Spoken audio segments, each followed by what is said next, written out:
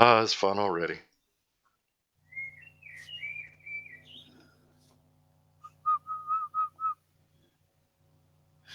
Makes me want to say it as soon as the stream starts. All right, we are up. Someone has birds out. He looks like he's from an outtake from Dr. Zhivago.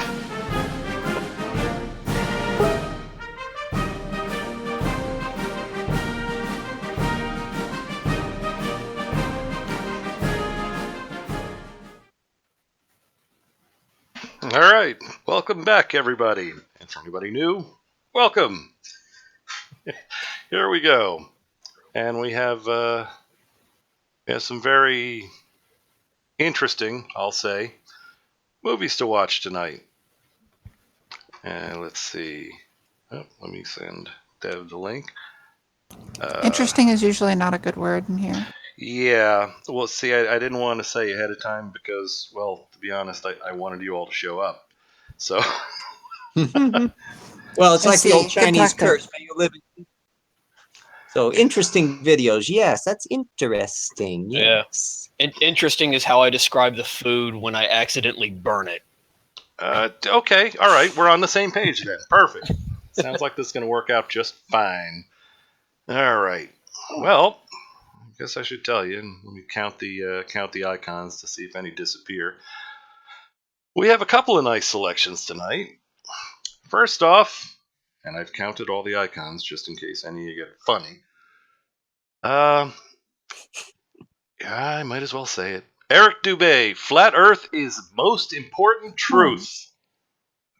1, 2. Holy crap, you're all still here. Yeah, Balls. Feeling pain already. All right. Well, I don't think I'd be seen in Physical Eric pain. Dubé's, but this will be an exciting new experience for me, like hitting my head with a ball peen hammer. Yeah, Yeah, it but- is something. It is something like that. It is something like that. Well, still, remember we do have the new. Oh my! Of course. I have an announcement to make. Our friend Dev finally does not have conflicting schedules and has joined us. Dev, take a bow. New picture from Dev. If I bow, I'll hit my head on my desk. Oh, we don't want that. We don't want that. Wait a minute. You'll get there eventually. Just wait. Yeah, considering subject matter, that's going to end up happening anyway. Fuck. Oh, wait a minute. Yeah. Now I have to be Might all as well polite and get the stuff. first headbang out of the way. Yeah, but now I have to be all polite and stuff. Look, because it's like Dev is watching me. Take your hat and glasses off first. Yeah, probably should. All right. Anyway, let us not forget the new rule that we implemented 3 shows ago, that when we're going through a movie, if it is just too goddamn painful to watch, just with a mere 3 votes, we can decide to move on to the next movie for the evening. So you're not trapped, but we're gonna give Eric his shot here. See what he has to mumble about. Okay, here it comes. Flat Earth is the most important truth.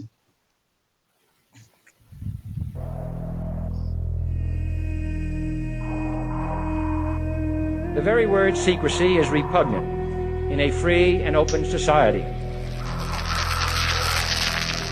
And we are, as a people, inherently and historically opposed to secret societies, to secret oaths, and to secret proceedings.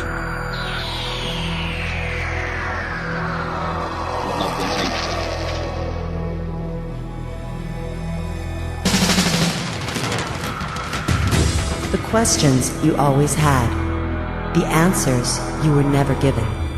The place to seek the truth. Welcome to Veritas. Okay, drink for good measure, just because it's cringy as hell. All right. Isn't Veritas that place in Switzerland? Well, is there anything to add with that call for drink, or are we just leaving it at that? It's just the bullshit density is off the charts, and we'd be here for this for an hour, just explaining everything that he just did. Oh yeah, the series of So memes. just And that's drink for good measure and push through. I think. I'll put in the irony of his bringing in secret societies, as though like it's been just a secret society that's been promoting this circular Earth theory. It's something that's been like being passed along in little coded messages to people, as opposed to like being able to go out and explore the world. And quoting some guys who already appeal to authority. Yeah, well, isn't that from a Totally out of JFK? context, of course. And the sad part is that wasn't even Eric yet. Yes. Seeing there's no curve where there was none. I mean, he just did like just a metric. It shows he can cut and paste from people he never fact checked. Yes, exactly. Indeed, the parade of memes. Here we go. Yep, parade of memes. I think also that doesn't look totally flat to me. That looks more like a shield dome. That looks like a dome. It does. Again, That's not flat. I'm not sure his graphics agree with what he's saying here. Well, as everyone knows, the Earth is actually shaped. And if they don't recognize that, then obviously they have the wrong model they copied. All right, well, seeing as we've made it 54 seconds in, why don't we move on a bit? Wait. Before we move on. Okay. I need real quick, and then I'll let it go. Wasn't the speech he was just quoting from Kennedy?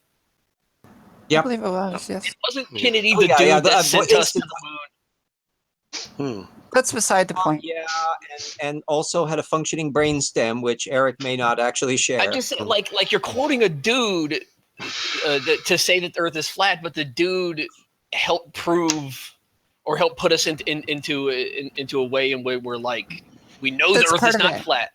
That's part of it. He's using that quote to say that he was lying about all of it. He's in on the conspiracy or some bullshit. It's like seeing Alex Jones put up quotes from famous people. You're going, oh, this is not the right person to be authority quoting on this kid. You know what? Y'all gonna have to forgive me. This is my first time. I forgot about the whole. Yeah, flat earthers. Yeah. Yeah. All right. That's a whole nother tangent. I'm gonna drink a bunch of bleach and try to get in the right mindset. Alcohol's the preferred drink.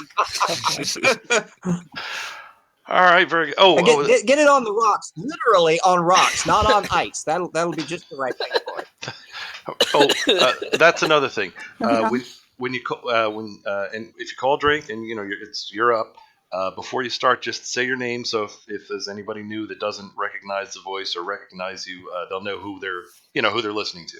So it's drink. Hi, this is Sci-Strike, and then blah blah blah. All right, here we go.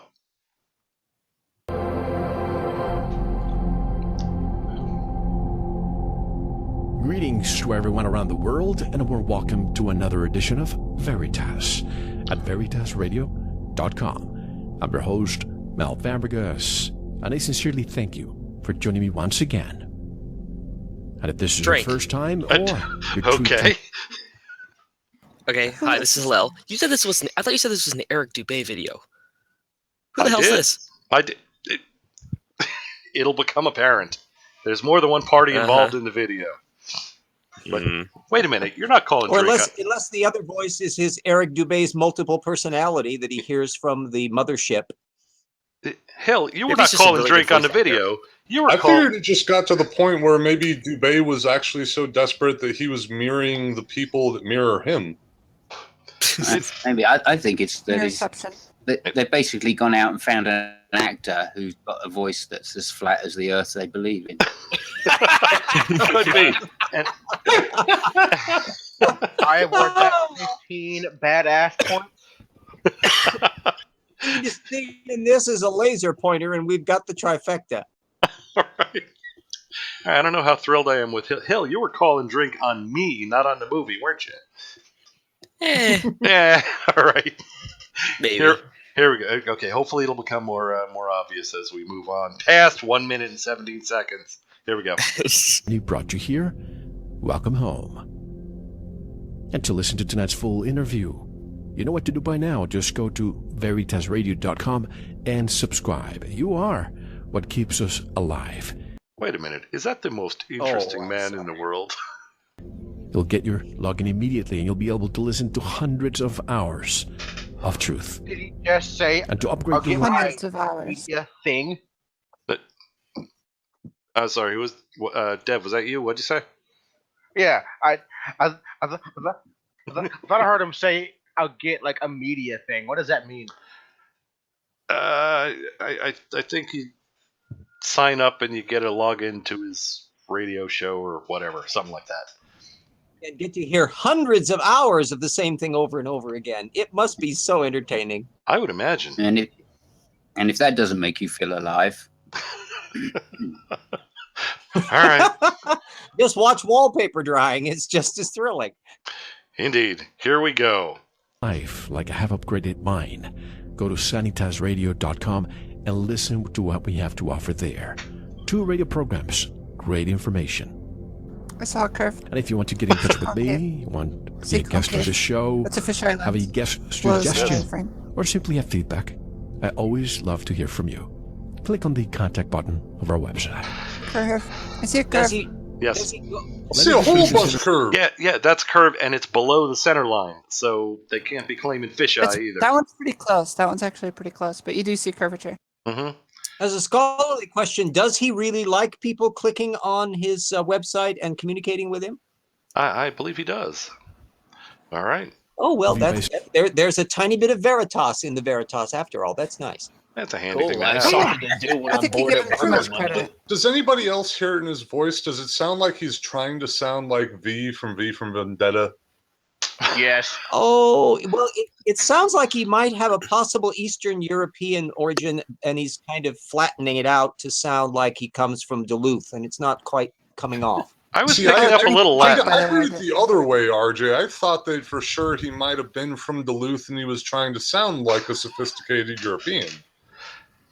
He's missing the sophisticated European by a wide margin.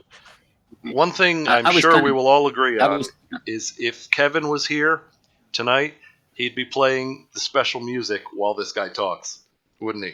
That is true.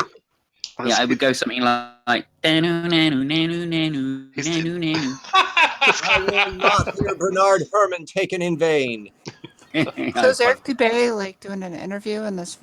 Yeah, what is the- that seems to be the case. Oh my So- goodness. Yeah, he wanted to Why have is a he getting talking that kind head of attention? to give him a sense of importance by spewing the material to an innocent secondary party who we don't get to see nodding because it's only a disembodied voice. Indeed. Right. All right. Here we go. Stating that I have no attachment to the flat earth. I have no attachment to the oblate spheroid, and even to the sphere. If our home is any of these, so be it. I wouldn't be surprised of any.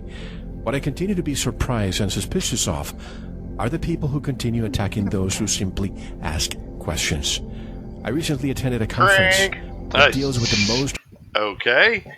It's not that you ask questions. Ask your little freaking question, dude. It's just that when I give you the answer, stop asking the question. Stop it. Knock it off. I have answered your little elementary school physics question. Can we please move on to something adults should be concerned about?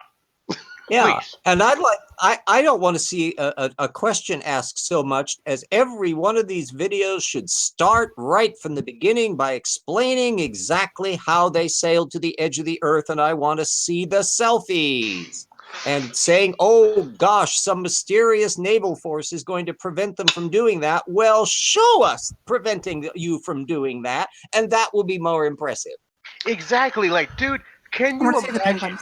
like all the shares on Facebook of like some dude at the edge of the earth? He's like hitting what appears to be solid air, and he's like, guys, I found it, the edge of the earth. Proof right there, done. Can you Done. imagine how epic of a fist bump picture that would make?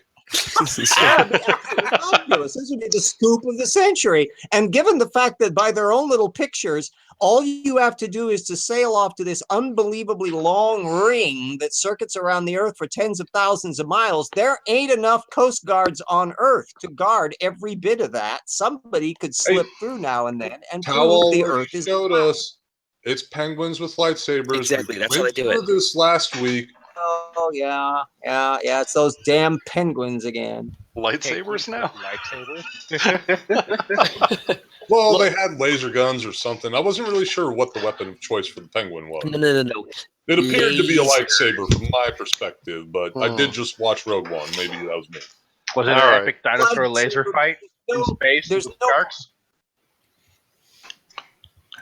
It's chocolate bars. Listen, okay. This is Eat, by the way, as the only person here that's going to name themselves when they talk. I'm following the rules. See that, Sai? I Well should be done. invited back. You will be invited back. Commendable. And look, it's a huge thing, and I see this all the time where people are just like, "Why are you so angry with somebody asking questions?" And can you imagine having somebody follow you around and ask you the same question for 2,000 years, and every time you answer the question, and then they wait 3 seconds and ask you again, "Daddy, what's 1 + 1? 2. Daddy, what's 1 + 1? 2. Daddy, what's 1 + 1?" Eventually, you're going to hit that little dude. Okay, eventually you're going to freak out and get angry. And for 2,000 years, we've known that the Earth necessarily had to be round, like Pythagoras laid it out. I mean, that's why we're getting angry at you routinely asking this question, because it's been answered over and over and over again. Just sit down, Bill O'Reilly, or go get fired or whatever. A few of these videos from different people who have independently shown that all they can do is just cut and paste the same arguments over and over and over again. The monotony, the mind-numbing nothingness of it is what is so astonishing. Agreed. Well, you see, because real physics is hard. That's why you have to go to school for it. And it's just much easier to just to dick around on Google Images. That's true. Plus, don't forget, education is a tool of indoctrination into the matrix. Education is to be... because the Freemasons don't want you to learn about their stupid numerology or whatever, right? Yes, exactly. And the 33 penguins that control all of the Freemasons. Yeah. While we brought it up, hey, what's the link for that numerology calculator? I need all kinds of spyware on my computer. Yeah, it's a handy thing. Yeah. You want to get somebody to freeze up your thing like some of the other ones. Had that big scandal about everybody getting. Oh yeah, no, Russia is attacking us like crazy. Like I work in basically cybersecurity right now, and there are a lot of ransomware emails going out. So fun. Yeah. So by the way, I'm gonna need everybody's email. I'm gonna all send you a PDF. I'd appreciate it if you opened it. Don't even look what the title is. Just click on it. Everything will be fine. Exactly. Open it and install everything. It'll all be fine. Okay. All right. Moving on. Here we go. 2 minutes. 2 minutes 28 seconds. Open-minded topics we're through you could this. possibly imagine. However, when it comes to the flat Earth topic, it was a no-no. Look, I can't say I blame people for thinking this is the most absurd topic under the sun. And we or do. the firmament, rather. But you, open-minded people who discuss aliens, UFOs, reptilians who ruled the world, Bigfoot, and the rest of it, why do you continue telling us to stop looking? Drink. I think Eat has that one. Open-minded? Yeah, Okay. you can see his brains falling out. Oh, Also- yeah, that's the trick. Also, that isn't as offensive as the way the man says the word topic. It's topic. Yeah. I was going for that. Simos UK. Yeah, right. Like, Bigfoot? What's that? Topic? Bigfoot? What the fuck? See, I can take that. What I can't take is he sounds so damn breathy. Like, that's what I was saying. If Kevin was here, he'd be playing the porn music right about now. All right. Like, y'all know that Family Guy skit where they're pronouncing the H and whip, so they're like whip, Yes. like over and over. That's all I can hear when this dude is talking. Wait, are you talking? Which one are you talking about? The one with the whale, or the with the whale, or with the whipped cream? I think he's it's talking been about fun, guys. I think I'm gonna leave. All right, moving on. Those of you who study the pyramids and ancient civilizations, you venerate these ancient ones, and rightfully so.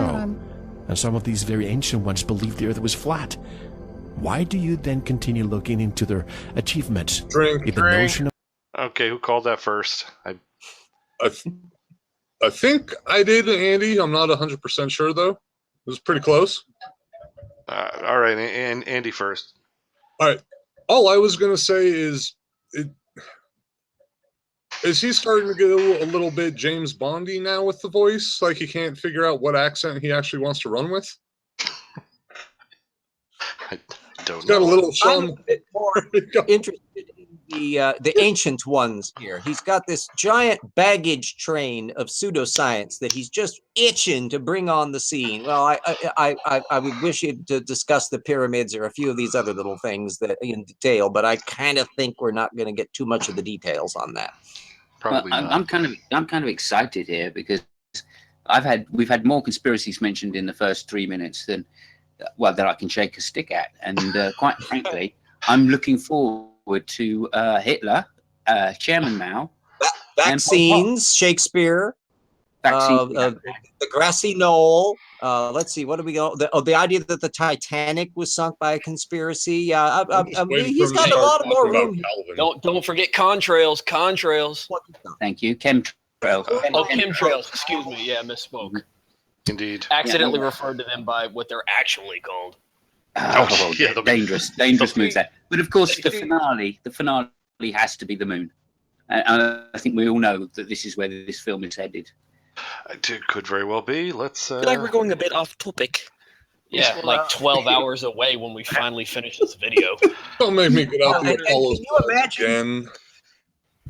Can you imagine the joy of having hundreds of hours of this fellow's material available to gorge your eyeballs and ears on? Oh, enough to warm the cockles of one's hearts. How many hours is it going to take him to go from British to Irish to eventually Polish?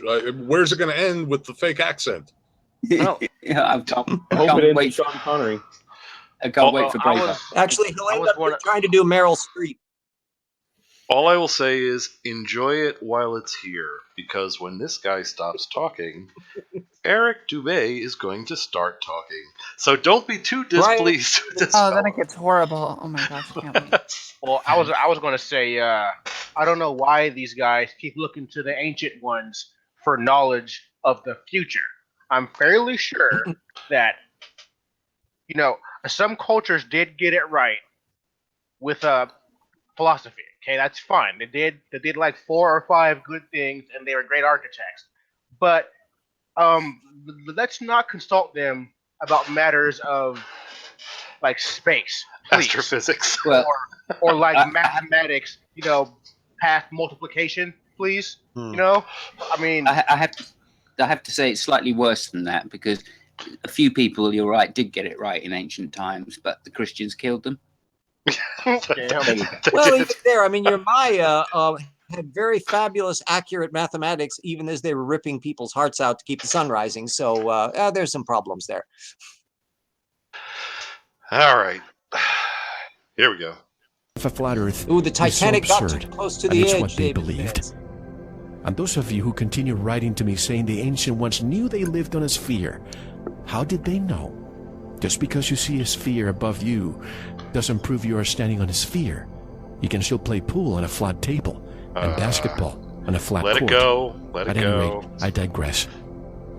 Tonight's special guest is a veteran of this program, Let it so go. he doesn't need a formal introduction. I can't let this one go. RJ. All right. Fine. RJ, go ahead. This impression that at some point he thinks that somebody figured out the Earth was a sphere because they stood on a ball somewhere on the flat Earth, because that's where his analogy seems to be going. But I don't think Eratosthenes was doing any sphere standing on.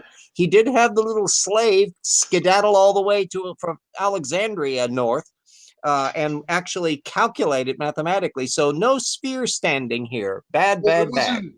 That's where you're missing it, RJ. It's not that they were standing on a sphere. It's that someone twisted their ankle, got pissed, and said, no, it's flat.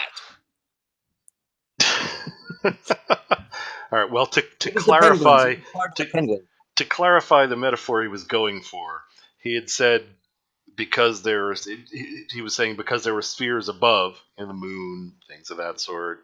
There's no reason to believe that doesn't prove you're on a sphere. And as a metaphor, he used a pool table.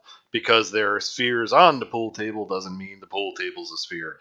It was a dumb, inappropriate So is metaphor. he conceding that the planets are spheres, or does he have disputing that one too? If you've seen more of this schnook stuff.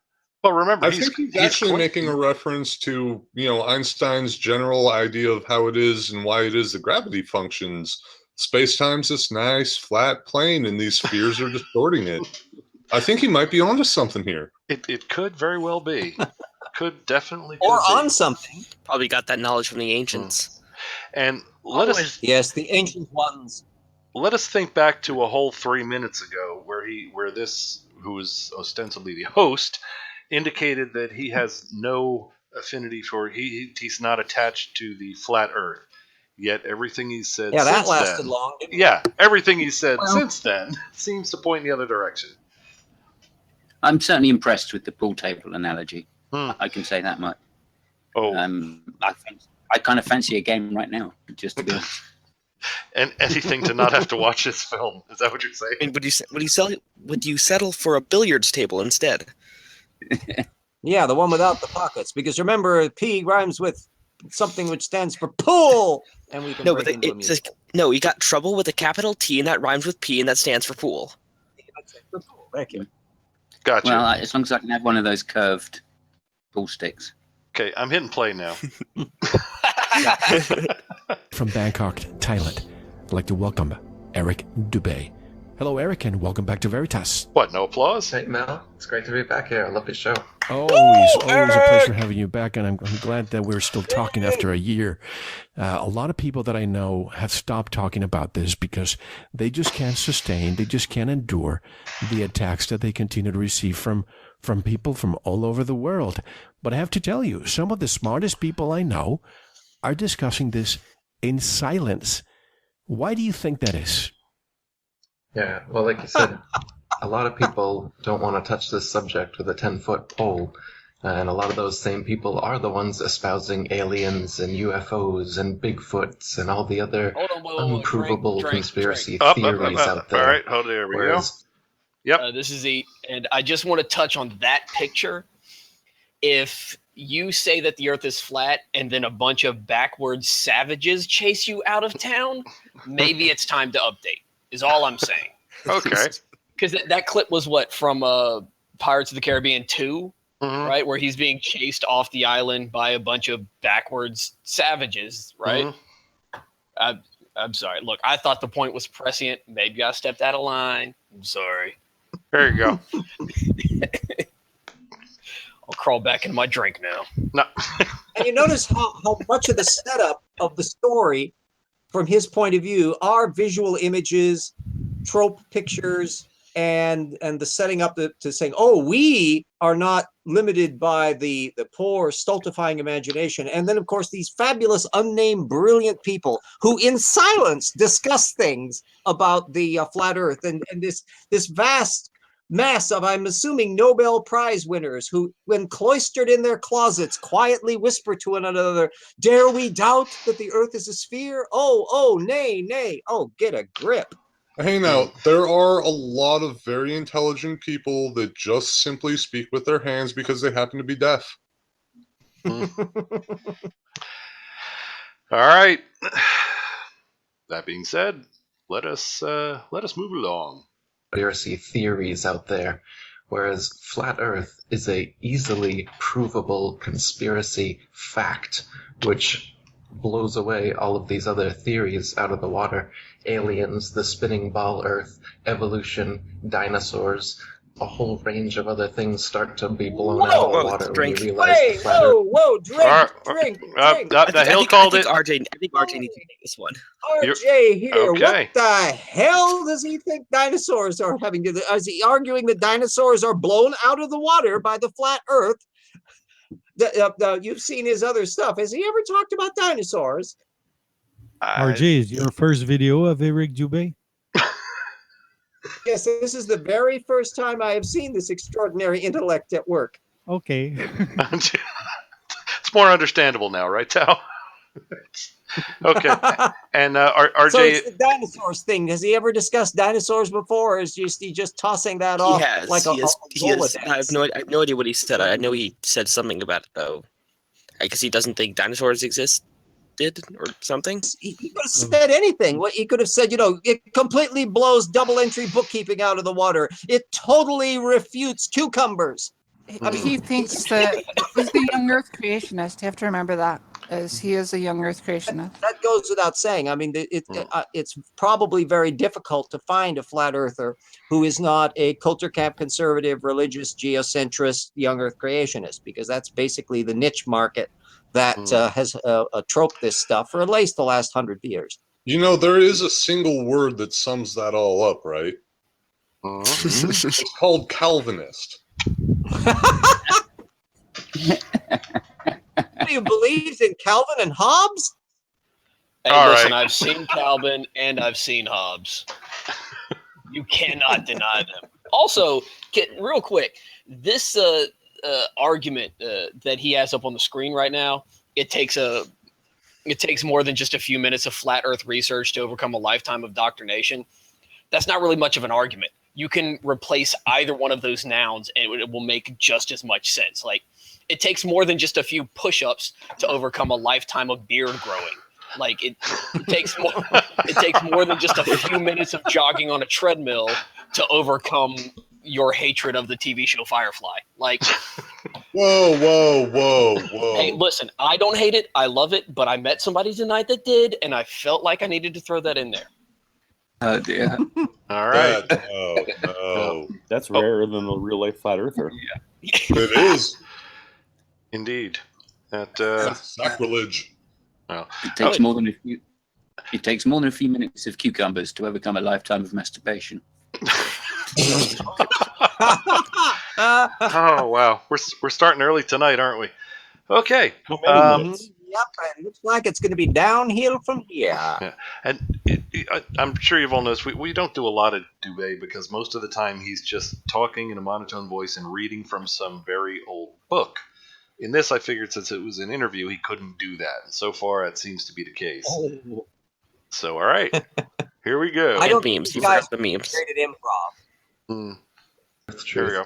And so this is when what a lot of truth seekers don't want us going down this rabbit hole, because that does away with their paradigm.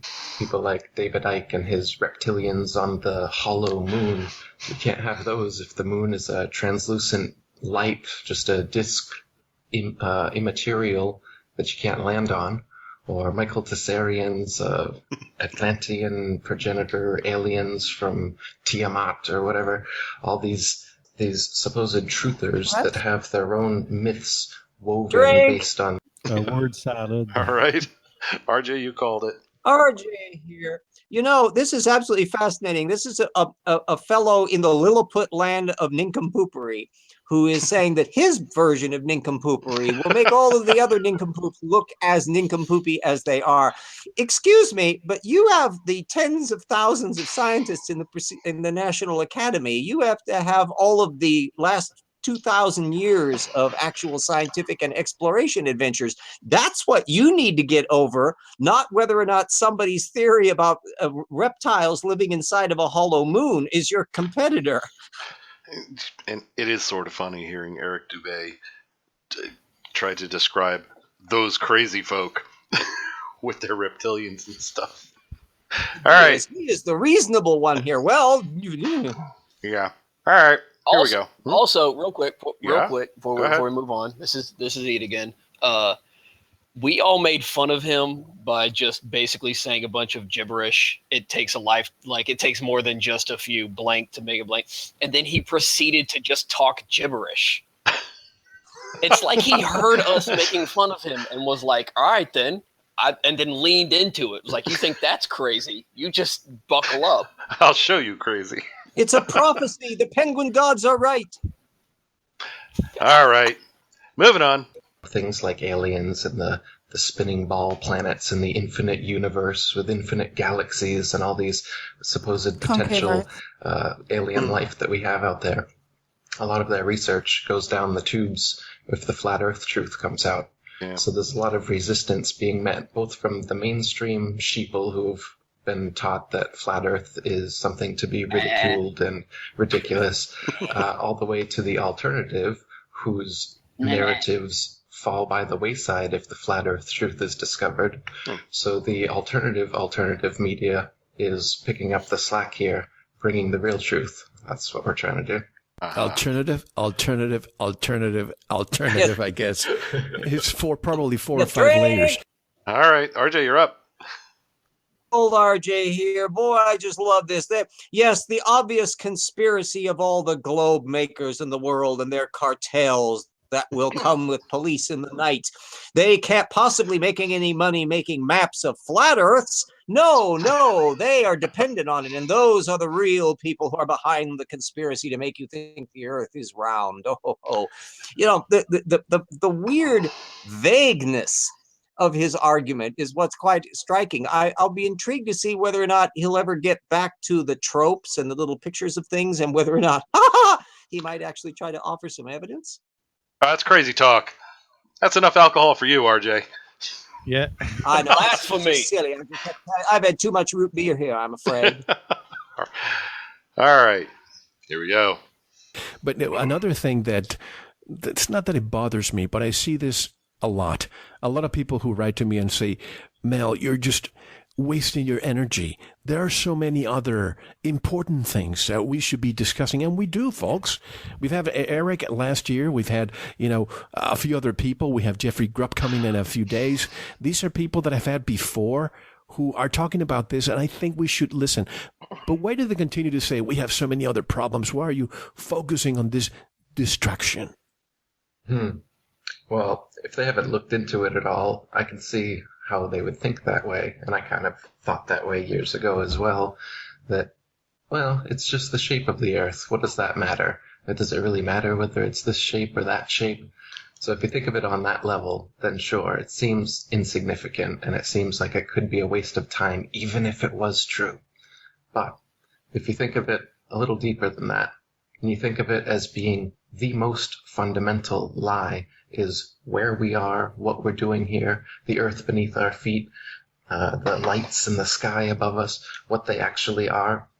And if we've been lied about all of these, as well as the Big Bang and evolution and Andy here. I'm so tired of this "they're lights in the sky" gig that flat earthers try and play. Go get a telescope. They're not lights in the sky. You freaking jackasses. Or stop taking so many drugs, whichever is appropriate. Indeed. I noticed he was just mentioning evolution on there. If he continues with that thread, of course, I'm having my anvils ready to drop on him. This is Eat. I just want to jump in real quick. I kind of agree with him in that the shape of the Earth and all of that being really important, because that kind of led to where we are scientifically and the things that we have done with science. So he's right, in fact, that us discovering that the Earth being round was a pretty big point in terms of like scientific breakthroughs and stuff. He's just not right. He's just not right in the way that he wants to be right, is all. So I just feel like there's like 12 of us, and we're all kicking the crap out of this guy. I just wanted to give him one. Okay, I just wanted him to be right once, is all. So. No, not a problem. So in this case, he was right. He's just 2,500 years late. Hey, listen, better late than never, okay? That's true. Yeah. All right, now let's go back to kicking the crap out of him. Okay, very good. We're actually making some progress. Not too bad. Here we go. The way that we supposedly got here and the purpose we may or may not have in this nihilistic cosmology that they've presented with us, it becomes a big deal. And when you look at the potential for... Yeah, Simon's chimp on a ball. I've just got to say, no, nihilistic, right? I hate that argument amongst all of the arguments. The fact that they think every atheist is a nihilist. so much because I'm an optimist. So there's nothing. Yeah, further well, away. beyond that, Big Bang cosmology is knee deep in like the Vatican Observatory, where you have deep religious people who make a big deal out of it. So the idea that the universe as it actually is somehow or other a gateway drug to nihilism is just twaddle. But you'll notice he's not going to be discussing the history of cosmology thinking. He's just going to be blathering on with his vagueness and still showing the same damned unidentified picture of some horizon line there without even telling us what we're supposed to be seeing or why it's important that we're looking at it. RJ, if you're asserting that the Catholic Church isn't part of the conspiracy, then I can't take anything you say seriously. Well, I've got a kind of well, RJ's a shill. A lot of them resemble penguins, don't they, in their gear? Huh? Oh my! Well, every now and then we are out. When we are out climbing mountains in the dead of winter, sometimes we do look a little bit like penguins. I think there also might be another conspiracy here because Veritas, right, does sound a lot like Dignitas, and a lot of these arguments are just maybe a double bluff or a reverse psychology. And they both have ass in common, which clearly applies to him. Wait, all right. Isn't Dignitas the place you go to die? No, that's Philadelphia. Oh. You say tomato, I say Dignitas, so it's fine. You say tomato, I say potato. All right, moving on. Language really is different over there. Here we go. For a truth like this, a truth that has been suppressed for 500 years now, the flat earth truth, if that gets out and it is shown that every government, every university, every pundit, every television station is lying. Yeah, Drink. Oh, hey, you beat me to it. You said drink first. You're up. Well, no, you already were talking, Si. Go ahead. I was just going to mention, we mentioned that last week. There's apparently 7 people on the planet that are not part of the conspiracy, according to these folks. That's pretty much what he said. And worse, his chronology is wrong. His implication that the flat earth was the dominant paradigm anywhere on the planet up until just 500 years ago is just twaddle. Mm-hmm. That anybody that was in the Greco-Roman world knew the world was a sphere. It's one of the reasons why the Christian church adopted Aristotelian physics and the spherical earth and kind of forgot about the fact that the roots of their stuff was flat earth. I'm not entirely familiar with what the Chinese doctrines were on that. They often didn't think about that. And I'm sure there were an awful lot of people in Australia who weren't really giving the shape of the earth much thought too. But at least try to get the chronology straight just once in a while, Dubé. Yeah, all I was going to say was if you want to say everyone involved in the university is somehow in on it, go look up Dr. Itzhak Bars from UCLA and, learn a little bit about two-time physics. Not everyone in the university is in on what he thinks the in is. Are those 7 people that are not in on the conspiracy, are they living in Philadelphia, perchance? Well, they were. It could very well be. Yes, indeed. And they all keep an eye out for the penguins. Yeah. Indeed. With their chocolate bars. Those evil penguins. Apparently, according to Andy, it's 8 now. See?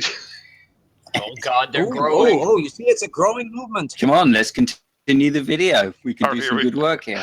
Here we go. Knowingly and censoring this truth, what happens when it actually gets out? The kind of restructuring of society and the system that truthers are looking for, that people know we need, is... This is not because of anything he said, but 8, 3 plus 3, that's 2 sets of 3s, 6 and 2, 8, that's another 33. Hold on, let me punch this into my numerology calculator. Yeah. And the notion that if the masses out there, the sheeple, only discovered the great truth, that what are they going to be running around and just discovering syndicalism as an economic system, or deciding to alter the IMF, or maybe change back to the a treacle standard instead of the gold standard? I mean, why does he think that there's supposed to be some gigantic epochal change in society, all because they've suddenly decided to think that the world is shaped like a pancake rather than a sphere. Why does he think that follows? Like, agreed. We know what the result would be.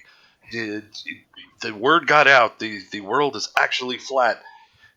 First thing Monday morning, everybody would go to work. That's it.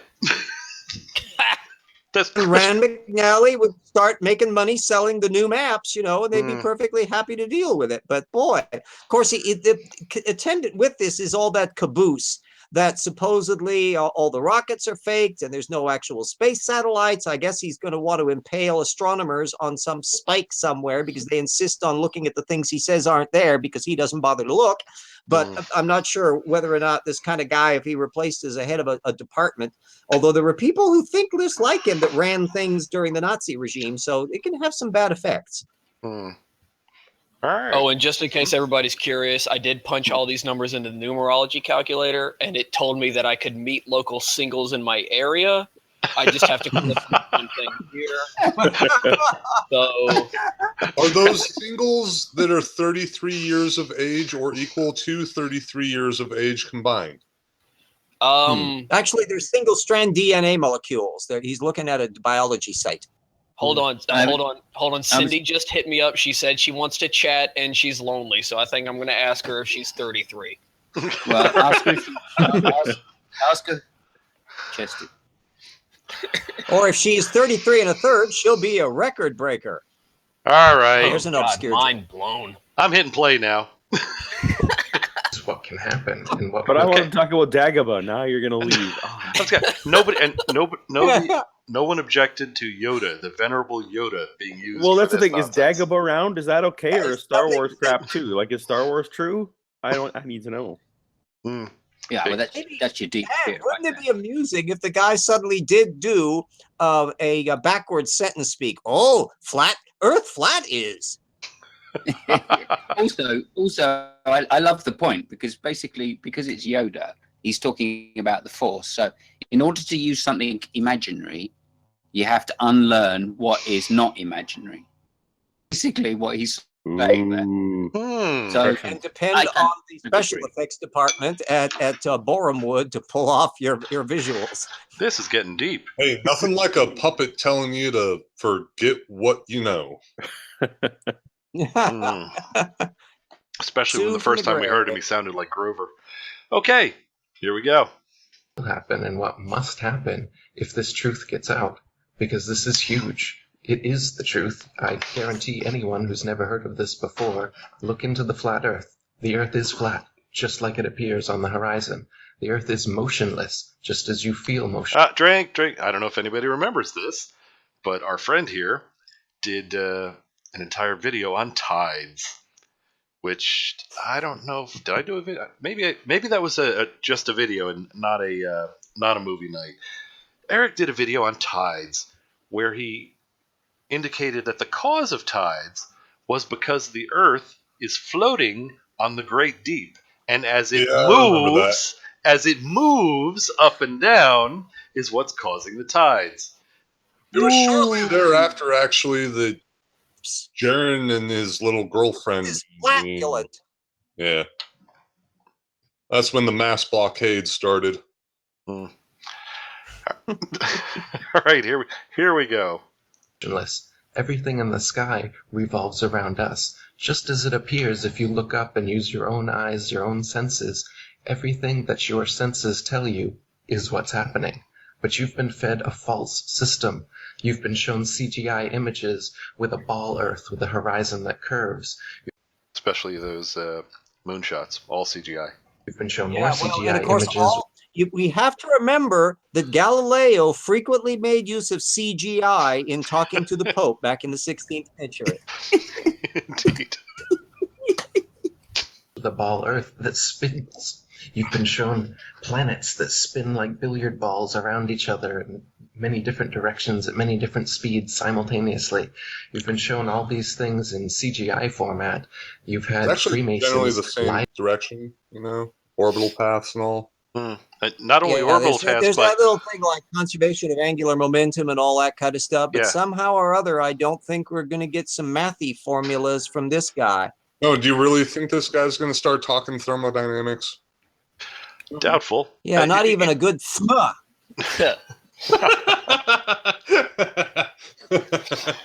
Also, this dude is really as far down as on my CGI. go today. I mean, I'd like to say it looks real to me because as it went round before, I could have sworn I saw my cat in the back garden. Yeah. All right. Obviously waiting for the penguins to attack. All right. Before we hit play, Heath, did I not hear you voice? Oh yeah, it's just a weird observation that he's really down on CGI, right? But the only pictures of the flat Earth that exist are these like really horrible CGI renderings of today, or charcoal drawings from 400, 500 years ago. So it's like CGI is cool when you're like rendering the infinite plane of the flat Earth or whatever, but it's not cool when you're using it to demonstrate the observable reality of our universe. See, now would be time for an of you course. got it. There it is. One good standard for the real science, which is flat Earth, and a totally different standard that can flush everything down the drain faster than the urinals at a baseball stadium, and to apply to the real science. Wait a second. Drink on RJ. Baseball stadiums don't have urinals; they have troughs. Okay, they have just a big long bucket that everybody just lines up next to. And drains. Well, I told you, sports is not my forte. And this is why I'm here, and this is why you and I are now a complete team. Okay. Well, You got my back. Actually, RJ does have a point with that. The trough does suck down a large amount of just waste real fast. Oh, God. Speaking of which, do I have to drink every time someone says drink? Is that how this game goes? All right, I'll be right back. I need like 9 more beers. Drink. Okay. All right. Does anyone else have anything to add now, or shall we continue? Just going to say drains don't add anything to the conversation about flat Earth, of course, or which way the water goes down. It's rather draining to the conversation. Oh my. It's been too long since we had a pun. Excellent. Yeah. Here we go. Thank you. To you and tell you they've seen it for themselves, but you've never seen it for yourself. You've just been lied to and shown pictures, and you believe those. It's not science. Drink. Science. Okay. Yes, as though Andy he's here. ever seen the edge of the Earth. Andy here. I've said it a couple of times actually during movie nights. Come on out to Colorado. I'll gladly help you climb a 14er. You can look out at the Great Plains from 14,000 feet in elevation. You know, if you survive the climb. If you're a flat earther, you probably won't. I'm guessing you just don't have the physical capability to get through it. I'm not going to do anything to you. You just probably won't be able to do it. Been hiding in mom's basement too long, but come on up to the top of the Crestone Needle. You'll see the curve. That sounds awesome. And the falsehood that he's attacking people for not looking at the observations of having just followed the sheeple viewpoints, when in fact he has never been to the edge of the Earth for the obvious reason. He is not claiming anybody has ever been to the edge of the Earth. He is not showing us a picture taken at the edge of the Earth. So in what respect is he not suddenly imploding on his own, or hoist on his own petard, or impaled on his own bad logic? Sadly for him, he's actually showing several pictures where you can see all the way around the Earth, thus the edge of the Earth. Just wanted to point that out, like the first image, real, second real, third real, I think, fourth, fifth real. Second one is the low Earth orbit. Third, or in the second row, second to middle is a Damn it, I want to see Earth 2.0. That is a CGI image. So he's mixing in real photos with CGI and then claiming that we're saying they're all real when we're not. So what you're saying is deceptive piece of shit. They constantly mix up the very, very easy to discern difference of composite photographs and computer-generated imagery. They're Okay. two completely different things. The whole bottom is all CGI. I mean, every time that I sit down and I do any astrophotography out of my backyard, I'll sit down, I'll take 5 hours of images worth of Jupiter, and it's generally about a frame a second or so, depending on the weather. I then compile a composite out of all of those images, and I get rid of all the blurry stuff. I get rid of all the clouds. I get rid of all the crap that intervenes. And I make a really cool looking picture that I put on my phone as a screensaver because it looks cool and I took it. It's a composite. It's the exact damn same thing that NASA does. Yeah. It doesn't mean it's not real. It's not a big deal, yeah. So what you're saying is that it's CGI. Listen, if there's anything I know about flat Earth logic, it's that if you can prove that one image is CGI, then none of them are real. They're all fake. And you know what's horrifying about this particular video is that so far he's making Jeranism look like a technical argument. That is true. Indeed, yeah. Wow. Yeah. That's the most depressing statement I've heard all night. Do you remember the good old days when we used to actually call drink for... Jaron was making specific arguments. He was pointing out details of things. He was completely preposterously wrong, but nevertheless, he was at least giving it the old college try. But this guy hasn't gotten past the introduction. You just gave Jeranism way too much credit. So drink I was going to say maybe a middle school try. I'm pretty sure that guy didn't make it through college. Oh, yeah. Well, it's the same college that Eric elementary Ken school went to, level. that way. I was going to mention, do you guys remember the good old days when we used to actually call drink on various logical fallacies like assertion without evidence? Just this far in, if we had done that, I suspect at least some of us would be dead from alcohol poisoning. Yes. From Raiders of the Lost Ark, where the Nazis' brain melts. That's what Aristotle would be doing with any flat earther. Hey, I say go for it. I just grabbed the whole 12-pack, so I am good for the rest of the night. Let us do this. So, Don't bet on this. 12. So you think? I'm expecting great things, having heard the pool table already. I'm expecting some real doozies now. Come on then. All right, here we go. That pool table probably blew his budget. I'm just waiting for shameless plugs. This is going to be a great cap. Oh, yeah. Here we go.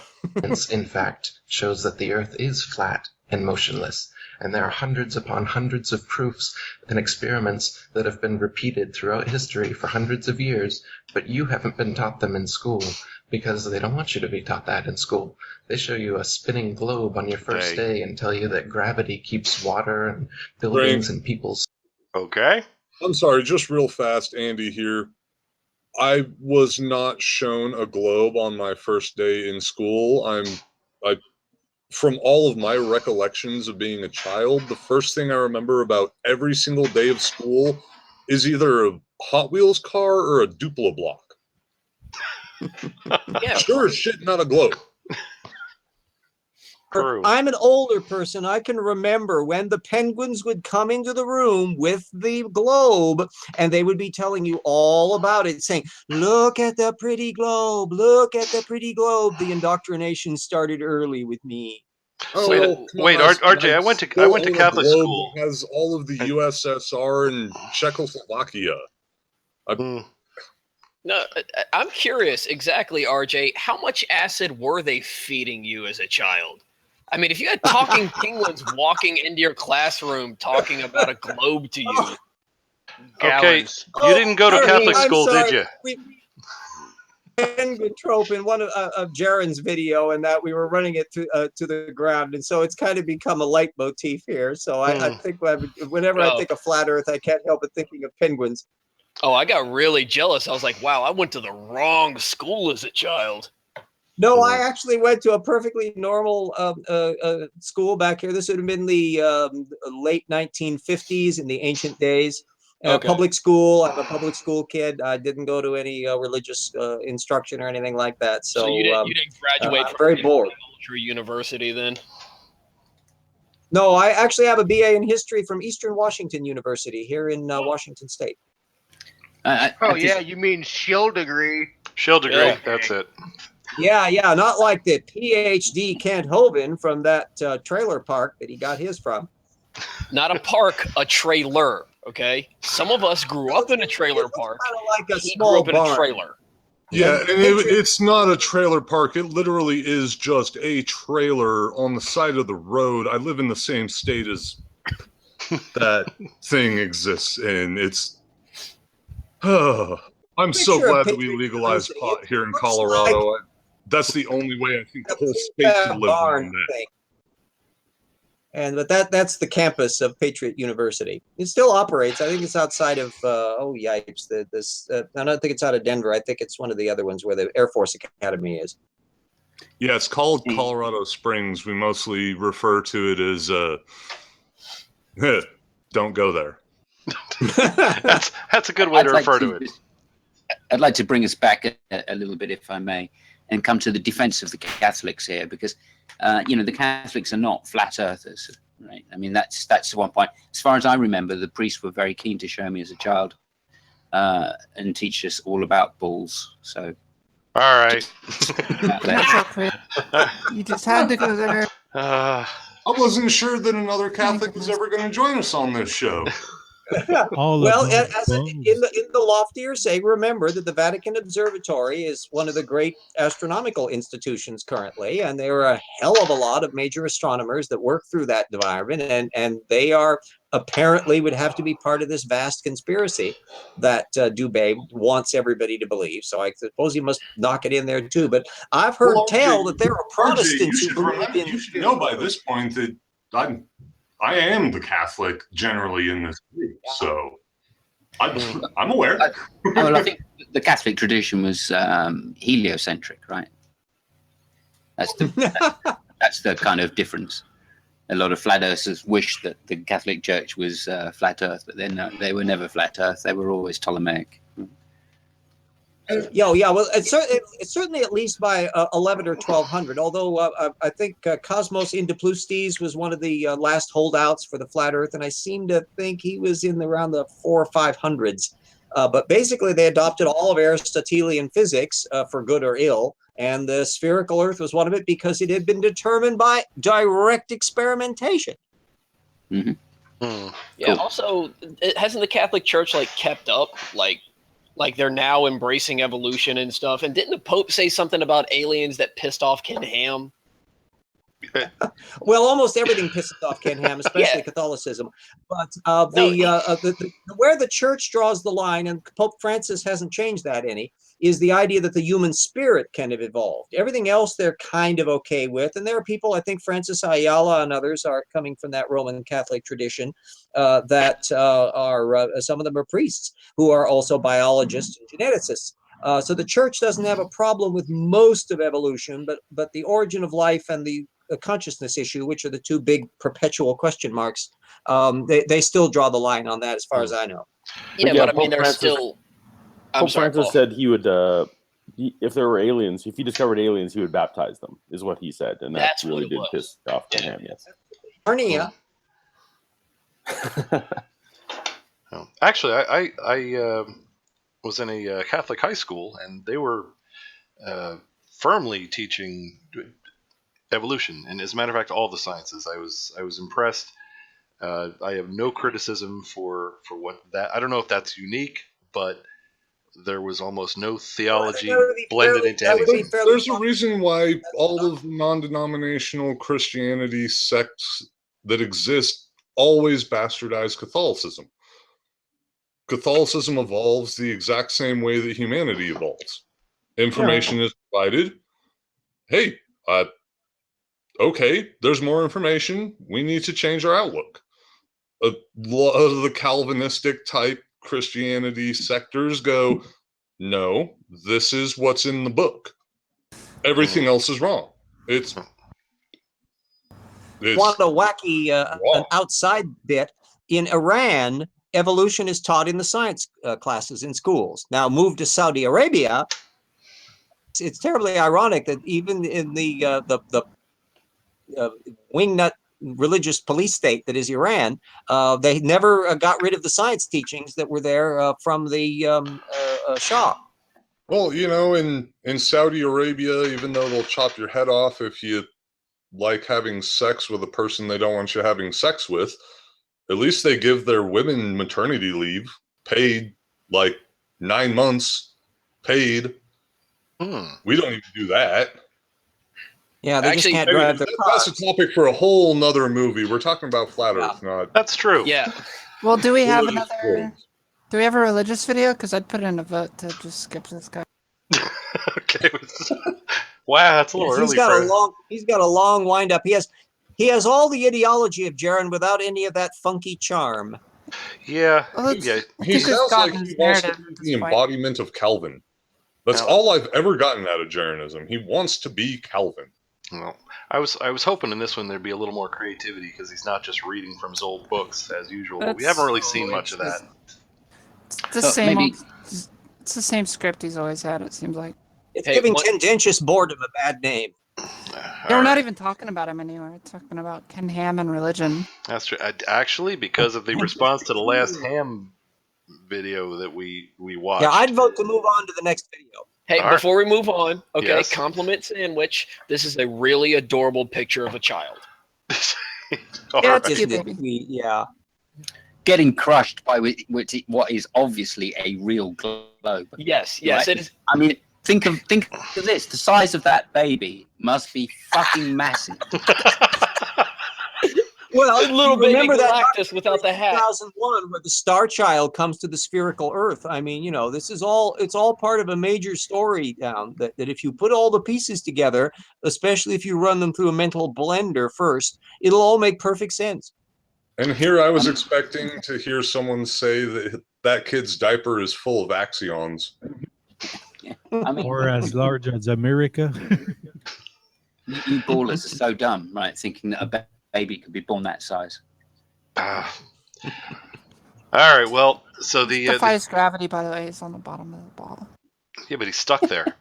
All right. No, that fits perfectly. If the baby's that big, it would emit more gravity, and then it would then pull us into it. Gravity only pulls in one direction. Actually, this is like I'm telling you, his diaper's full of axions.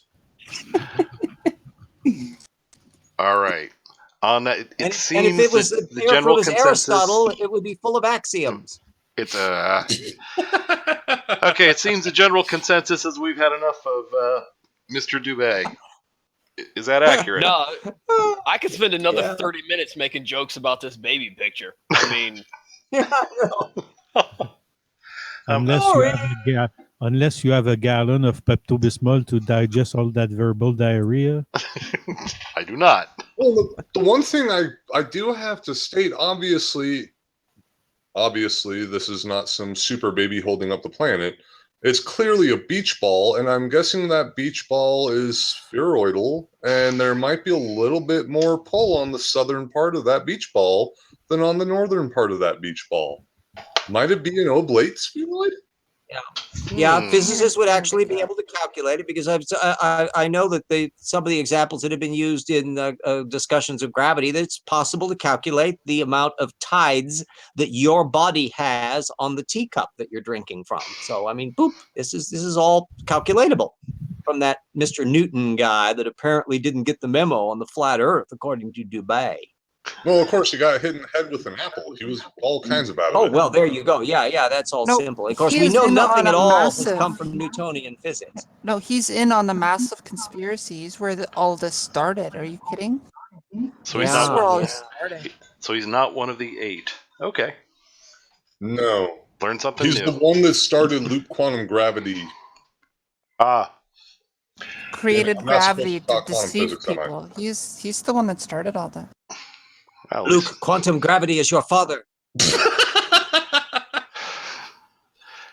I was gonna say Luke Quantum Gravity was gonna be my rapper name, but kind of beat me do that. Also, Sai has been trying to move us to another video for like 20 minutes now, so I was going to mercifully mute my mic, but there's good stuff coming out. If he can stand in the right lever and he can move the Earth that way, let's move this Earth over and put on the next video.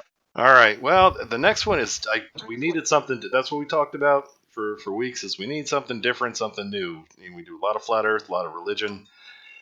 The next one we have up, you know what you think of this, is from a channel, Look Out for Charlie. And it is called 2017, The End of Electronic Harassment Symptoms. End your targeting symptoms. Ooh. So And when was this made? This was just put up about, I think, 3 months ago. So Current events thing. Okay. Yeah, Wait, you said the name is Watch Out for Charlie, as in like Vietnam, Watch Out for Charlie in the trees, kind of Watch Out for Charlie? I guess look out Or for Charlie in the Chocolate Factory. It's Or Charlie Ruggles, the old character actor. There's so many Charlies that we could work with. Yeah, the look out for is like I said it. I don't just talk like that. It's all one word. LOOKOUTFA. Look out for Charlie. That's anyway. Okay. All right, we have that. I take it back. That is now my rap name. Okay, look out for Charlie. That's a damn good rap name. Yeah, right. My new mixtape's going to drop tomorrow.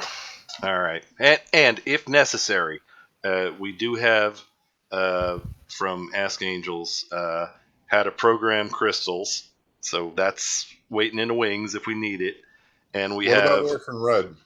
I don't think I have any. Could, if you have a favorite you want to throw up, we could do that. I thought you guys were rather fond of the Angels, but before we leave this picture, I think this might be real because I can see my cat in next door's garden. Your keen vision never fails to amaze us, Simos. I am absolutely astonished. You are the very one for it. Also, now that we're on it, I would appreciate it if you stopped letting your cat drop a D in my back garden. Okay, it's really, really aggravating. Sorry, really dude. huge, apparently. Jeez. Yeah, just because of your mother. That wouldn't be the Cheshire cat, would it, Simos? you realize we still haven't started the next film. Right? I know, we haven't moved out the damn kid and hello. Everyone shut up and move forward. And we're not even talking about what's in this. All right, we're moving on. And once again, it's a new wacky ass conspiracy theory, and that's what everybody said they wanted. So here it is. Oh.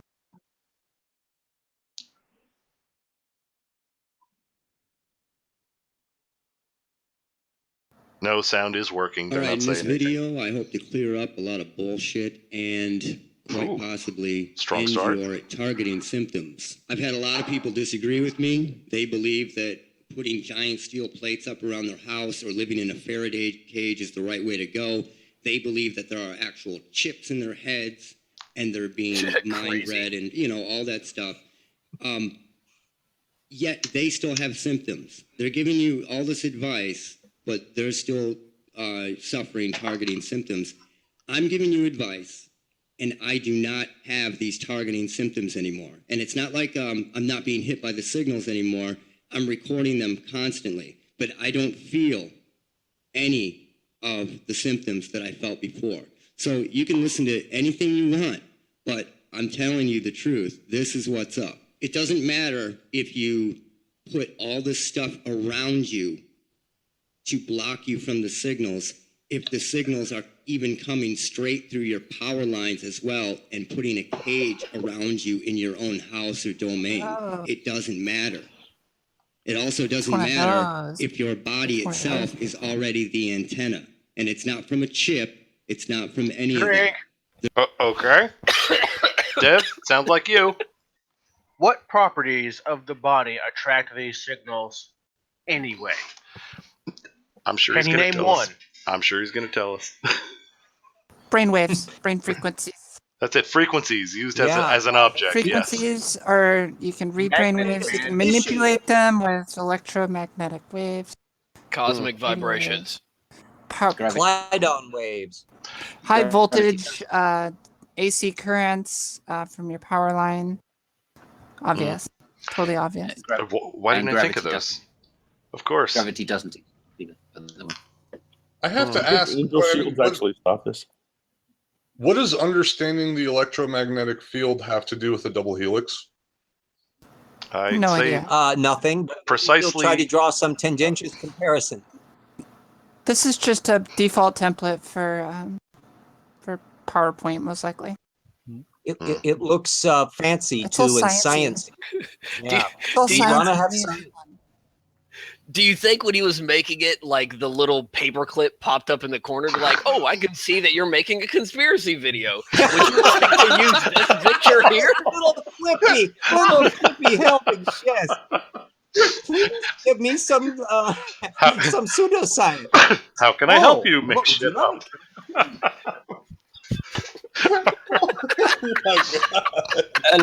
Alexa, you working for the aliens? All right.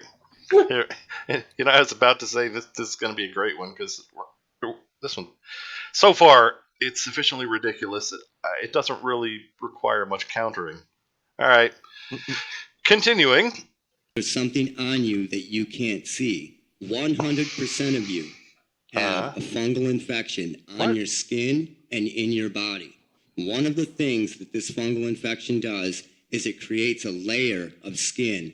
It's like a biofilm slash the clear part of a scab that grows over your skin. This is Okay. Was Drink. that Dev? That's Drink it the fuck. Drink. No. No. I'm feeling a not little how skin is nauseous. produced, sir. I'm feeling a little nauseous. I wish I hadn't just started eating. Oh my god. Did you know you have a layer of skin? That's not your skin. It's alien skin or bacterial skin all over you. Fungal layer. The fungal layer. Wait, Gosh, fungal They're all like weird. and you better like it. That is weird. It's scabby. Oh. That's yeah. This guy sounds like me after a bottle of Jack Daniels trying to explain what I think Goosebumps used to do for humankind 500,000 years ago. Like, I feel like I have spoken like this to some random person at the bar. No, you don't get it. Like, you were like, okay, so you had like This an fungal invisible, like, stuff. It's all over hair, right? It's like, You know, let's just. I mean, I'm saying you can get this from a toilet seat, by the way, just to put the fear out there. Gotcha. Fungal layer. Yeah. Gotcha. Covers your whole body. All right. So, and we were just asking, what about the attracts? Apparently, the fungal layer attracts electromagnetic fields, which we have to understand. Bullshit. Let's just hit play. Well, that makes sense. all of your skin everywhere. What you may even suffer from, dry skin, rashes, itchiness, boredom. blah, blah, blah. That's not I coming never from thought. weapons. Wow. That's coming I just from learned something. the film that's on your skin. What this does is it allows particles that are in your environment around you all the time. It allows these particles to stick to the film, and it builds layer by layer over the years. All the time, it's regenerating. Ogres You have may layers. Age spots that can just peel right off. This guy But needs I'm a telling you, microscope. it's allowing this Remember, stuff this to fellow has stick not to your taken a bath or shower since 1973, so he is in a special case. That may Oh, be he where probably does it like 10 times a day, actually. Oh, one of He's one those. of those guys. All skin right. and stay attached to you. What you'll find is things that look like little quartz grains of sand. You'll find red and Those are blue skin cells. black specks. You'll find blue and red spots as well, little tiny particles. You'll also find very short black wiry fibers, as well as clear fibers that almost look like drink, white hair. drink. Okay. Here. I love the fact that he's showing a picture clearly identified as something that is not involving skin. It's the dermis and the epidermis. So the pictures, the little coily things in there, like there's little bed springs attached to the outside of your body. His very picture, if the identifications are correct, aren't applying to what he's talking about. Okay. But it looks sciencey. I think that's what he's going for. It does. Sciencey. I wonder if this guy knows about all the stuff that actually does live on us, like the little critters that live inside of our eyelashes, and the fact that there are more bacterial cells on us and in us than our own cells. We're like a colony habitat, and all of this before electromagnetic radiation kicks in. You know, I was almost hoping when you first started talking about really small things and a bunch of colors, we were all about to get a lesson about quantum chromospectroscopy. Alas, that may Is not this be the guy case. like a Candle and Feynman? I think that's where we're going. Look, I like quarks. I'm sorry, I like quarks. My bad. Yeah, damn good bar. Gee, yeah. He was my favorite character. I like them in all their different colors. Hey, I beat you I to like that. I said it was a damn good Neapolitan bar. All right. There is One more beer. Here we go. But they're like almost like fiberglass. Now, what's the difference between, say, this and Morgellons? Absolutely nothing. But not 100% of Morgellons sufferers have targeting symptoms. However, 100% of targeted individuals have this fungal infection. There are people that didn't believe me at first that I've talked to. And one person who's become a friend of mine has been targeted since 2001. And she didn't know that this film was on her body at all. She didn't believe me at first. I didn't blame her because she didn't have any symptoms of it other than, dry skin or like something showing up on her arm once in a while that a doctor would look at and give her a cream for. Okay, on the left, I'm seeing like the worst sunburn I think I've ever seen in my life. And on the right, dude, wash your hands before you scratch your neck after working at the dog shelter. That's the worst case of ringworm ever. That's nasty, bro. Nasty. Actually, those little flashing necklaces you can get at raves. Occasionally, those things can like pop, right? And then you'll get a burn similar to that. But that looks like a scar. Like that looks like he had a burn that he picked at for like ever. But yeah, no, you're 100% right. Neither picture is related to one another. Or what he's talking about. I thought it was Michael Jackson. Nah, his head's not on fire. All right. Pepsi commercial. I say we hit play and get off of this screen. Or some crap. But Yeah. when she did I was liking it. the protocol that I had been doing, when she did this, all this stuff started peeling off her body everywhere. Worst porno and she ever. didn't even know it was there. So Strong most of you disagree, who are sir. targeted, Strong you have no idea that this fungal infection is growing on top of your skin. Now think about this. This is somebody that's been targeted since 2001. That's 16 years of being completely oblivious because something is that good. It's that well hidden that you can go out in public and people don't notice, that you can be around your family and your family doesn't notice. This is 16 years of not even realizing that something is on top of your skin right in front of you. It doesn't always work the way it's supposed to. Some people get it and develop really bad symptoms. Some people get like weird lines, that look like scabies or whatever, and they'll think that some spooks in a van pointing a weapon at them that's causing this. Dude, that's a But sunburn what it is feeling. your skin doesn't like it growing on there. So a lot of times it Hold fights on. it. Your immune system Can fights I it get a or quick drink? Quick drink. Sure. Quick drink. He keeps talking about this being targeted, but then he's like, it hits some people, but then doesn't hit some people. Like, that's the worst targeting ever. And didn't he also Like, the say whole point that? of targeting. Didn't he also say 100% of the people have this fungus? Didn't he say that earlier on in his? And you'll notice Yeah, apparently everyone has this fungus, but not everyone actually is susceptible to the fungus. It's Yeah, and it's like there is just fungus. It's a single thing, like a Coca-Cola, as opposed to the fact that there are just a colossal amount of fungi. It's a whole phylum. There are enough of them to shake a stick at. And somehow I doubt we're going to get a taxonomical description of what type of fungi he's talking about here. Yeah, really. Well, okay, never mind. I'll stop. Never mind. I'm guessing it's the fungi that he met in Thailand. Okay, we've established you're coming back. I can't get over the fact that he keeps like talking about being targeted, right? If it hit everybody, it's not targeting anybody, right?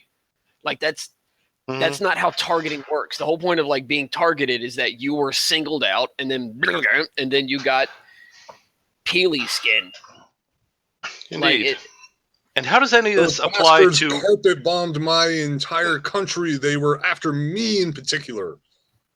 And I have yet to hear anything electronic, and the title is electronic harassment. Well, all right. Maybe you'll say something. Yeah, soon. How in the world is it that the earlier internet about is like doing little this? crystally things that are embedded into your fungal layer. Maybe they're like falling down like little dust particles, and therefore the electromagnetic waves that are running along, maybe you're producing like a resonance on here. And oh my God, I'm starting to sound more technical than this idiot. Here we go. Whatnot. You'll get rashes, spots. I got things that almost look like snake bites on me that really look like, somebody had either stuck you with a needle or it could be anything. But what it is it's your body fighting this off, and sometimes your body does really weird stuff. Somebody could ask, Sounds well, like what's the something you point should of go and this? talk Well, to a this is dermatologist simple. about. It's not what people Oh, say. well, why go to a this dermatologist is, when you okay? have this You on don't to need a diagnose it for directed you? energy weapon if this is energy causing weapon. you to be Here we the go. antenna. Something that would normally wash off in the shower is stuck under 2-3 layers of this and isn't coming off until you kill it and clean this stuff off your skin. That's the difference between you and everybody else. That's the reason why there can be 10 people in a room and only you are feeling the effects of this, because you are the antenna, because you have If this guy would infection. like, I will gladly donate my introductory to ham radio guidebook to him. You might be able to learn something about the way that this shit works. Well, if this picture is what he's putting up as informative in any way, he might need it. At least it is the technician class, I trust. Oh yeah. Okay, good. Because anything general or extra, no, he's not. No, oh God, no. His head will explode. Anyway, I think this is subliminal, and what's being said here is red suppository or blue suppository. Which one of the suppositories gets me out of this video? The green one. Actually, Listen. hitting play will do that. I'd like to before we hit play, I'd like to put something to the panel. Okay. And granted, I'm new. Okay. The whole point is to counter people's anti-science claims, right? Well, this person is standing in a field yelling at the sun, screaming that showers are the way the devil gets inside of you. Okay, there's nothing here to counter argue. It's just us laughing at him, right? Yes, pretty much. That's pretty much it. So That's far, it. yeah. I am 100% down for laughing at this dude. This is the greatest. If we do not finish this video now, I will watch it after this thing. Okay, that's how good this video is for me. But I'm throwing it out there. Maybe there's just not a lot of content. Well, we'll see. He could start making wacky assertions. We'll see. Wackier than a fungus that targets everybody, that gives you sunburn peels. And is somehow brought okay, me come on now. We started on the Earth was flat. This is not that far fetched by comparison. Agree. Well, after all, aren't there fungi and electromagnetic waves? He's starting from science right there. At least he is talking about real stuff. So yeah, we'll have to get in that.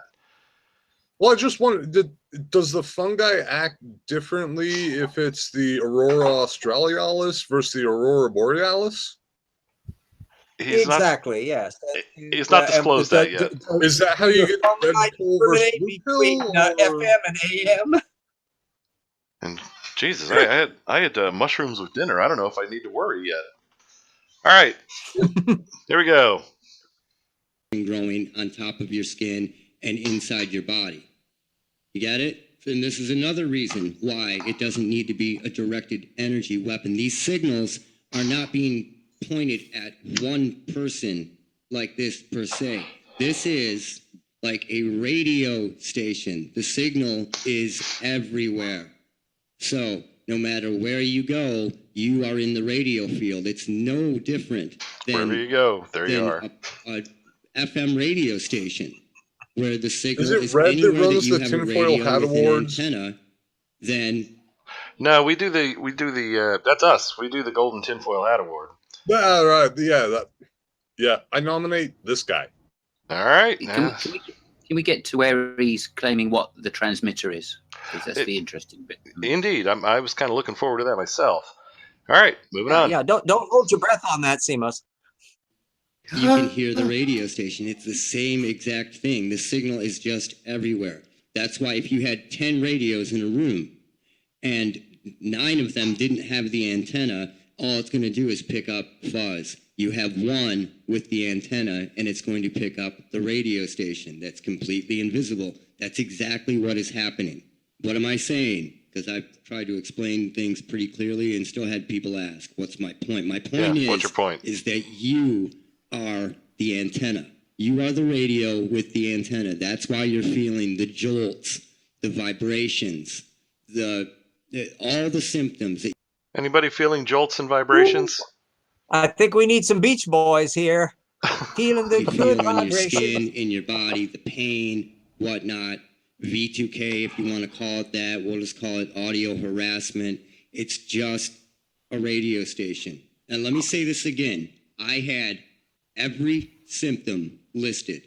Every single symptom listed under electronic harassment. The vibrations, the jolts, the feelings of electricity going through you, everything, every single one. I don't have the symptoms anymore. So here are all these people giving you advice, telling you what it is, what it's supposed to be. When I made myself the white rabbit, I experimented on myself. I figured out what's logical and what's not. You keep it under the keep it simple, stupid theory. It's a basis.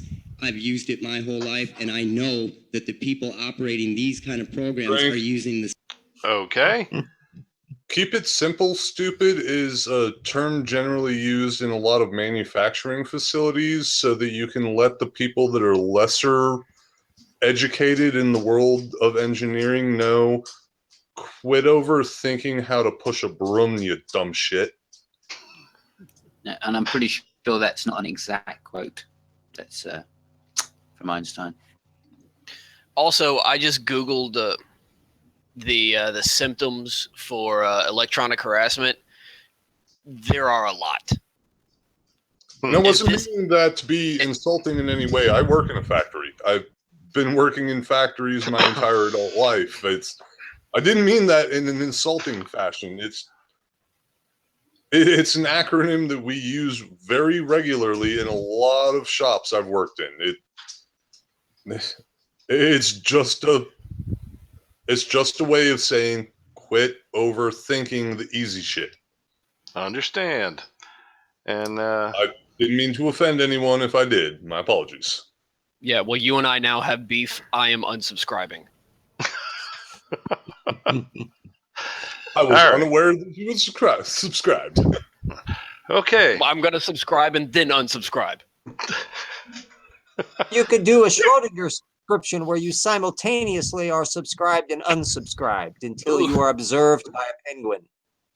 Oh, the penguins don't observe superpositions. They're sixth dimensional. Too lofty for that, huh? That's too much for them? Well, there you go. No, they just happen to exist in 4+2 physics time as opposed to 3+1.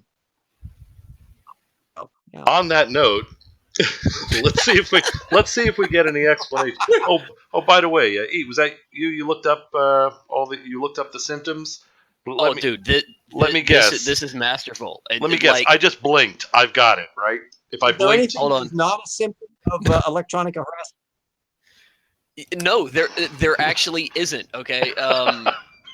There are some things in here like they like the heebie-jeebies on it? Yes, actually it is. They don't say it that way, but nervousness, irritability, and stuff like that. Feeling uneasy when you walk into a room. This one here's my favorite: transparent eyelids. Ooh. Okay, who's got that?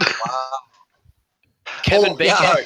Kevin Bacon and Hollow Man had it. That's true. I think that's the first recorded case. Side. No, actually, I think it was Claude Rains, first recorded. Oh, yes, RJ, Andy? give me a second. Yes, Andy?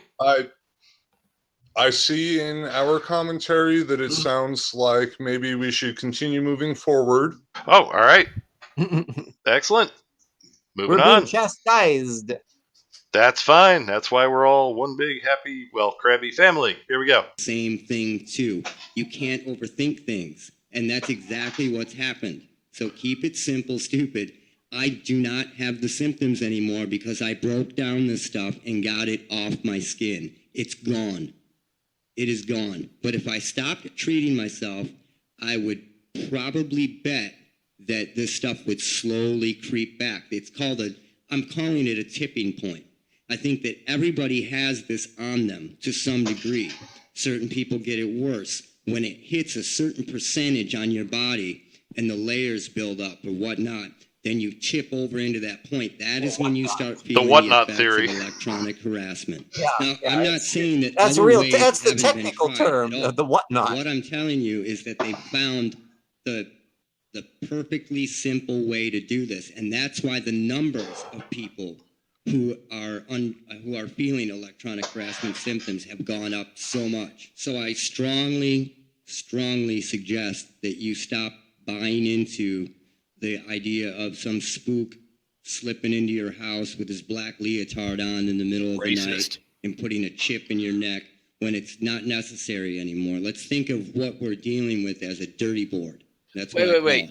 It's a dirty. He said not necessary anymore, as if like it was necessary at a certain point in time for somebody to sneak into my apartment and put a chip in my neck. Yeah, just about 8 months ago. Yeah, that's that was what they had to were do. doing back in the 1960s when they wore suits like that. Yeah.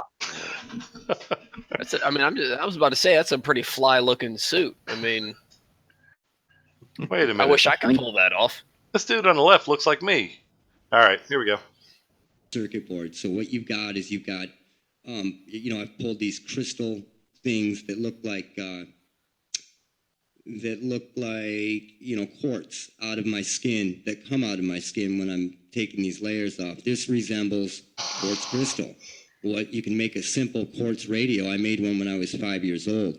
I mean, you put all these things together and you have a perfectly dirty. RJ, you're up. Oh, RJ here. Yeah. Rather than showing the retained picture of the three gentlemen trying out for the Blues Brothers, why couldn't he show us a picture of one of the crystals he took? Or does he not bother with like microscopy things?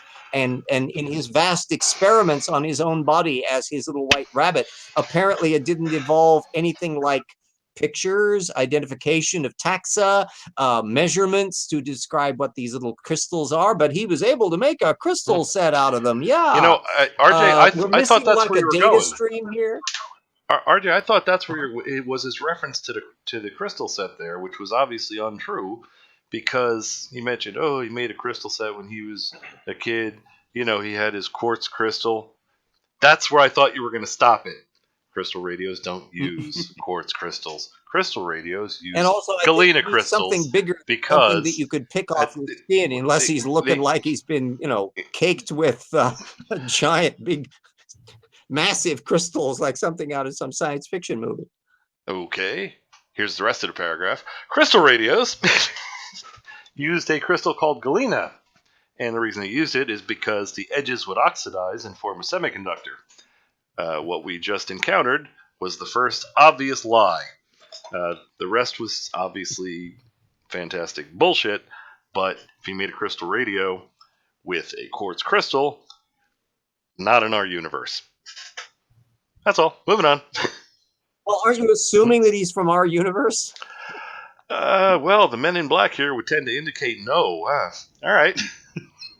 I think what's actually happened here is he's seen an episode of Star Trek with the Borg in. He's had nightmares. Either that or he suddenly fell into yipes. I've suddenly forgot the name of that stupid science fiction. Brain fart. You want to come back to it, or you want to think about it? Buckaroo Banzai. Adventures of Buckaroo Banzai in the convention. That's right up his alley. I was going to say these guys look like he tried to animate a Guy Ritchie film. Yeah. All right, moving on. Circuit board. You've got the iron oxide that comes out of your body too, as well, the black specks or whatnot. That accounts for the vibrations that people feel. You can look it up. Look up the vibrating tattoo that came from Nokia. you can do, if somebody can do this with a tattoo, all a tattoo is some ink put under your skin. If this dust gets under and in the layers that are building up on your skin, you can do the exact same thing. Exactly. We need to look at this logically and simply. And that's what it is. Because there's no... I'm kind of wondering if this guy's ever been tattooed by anyone outside of a jail cell.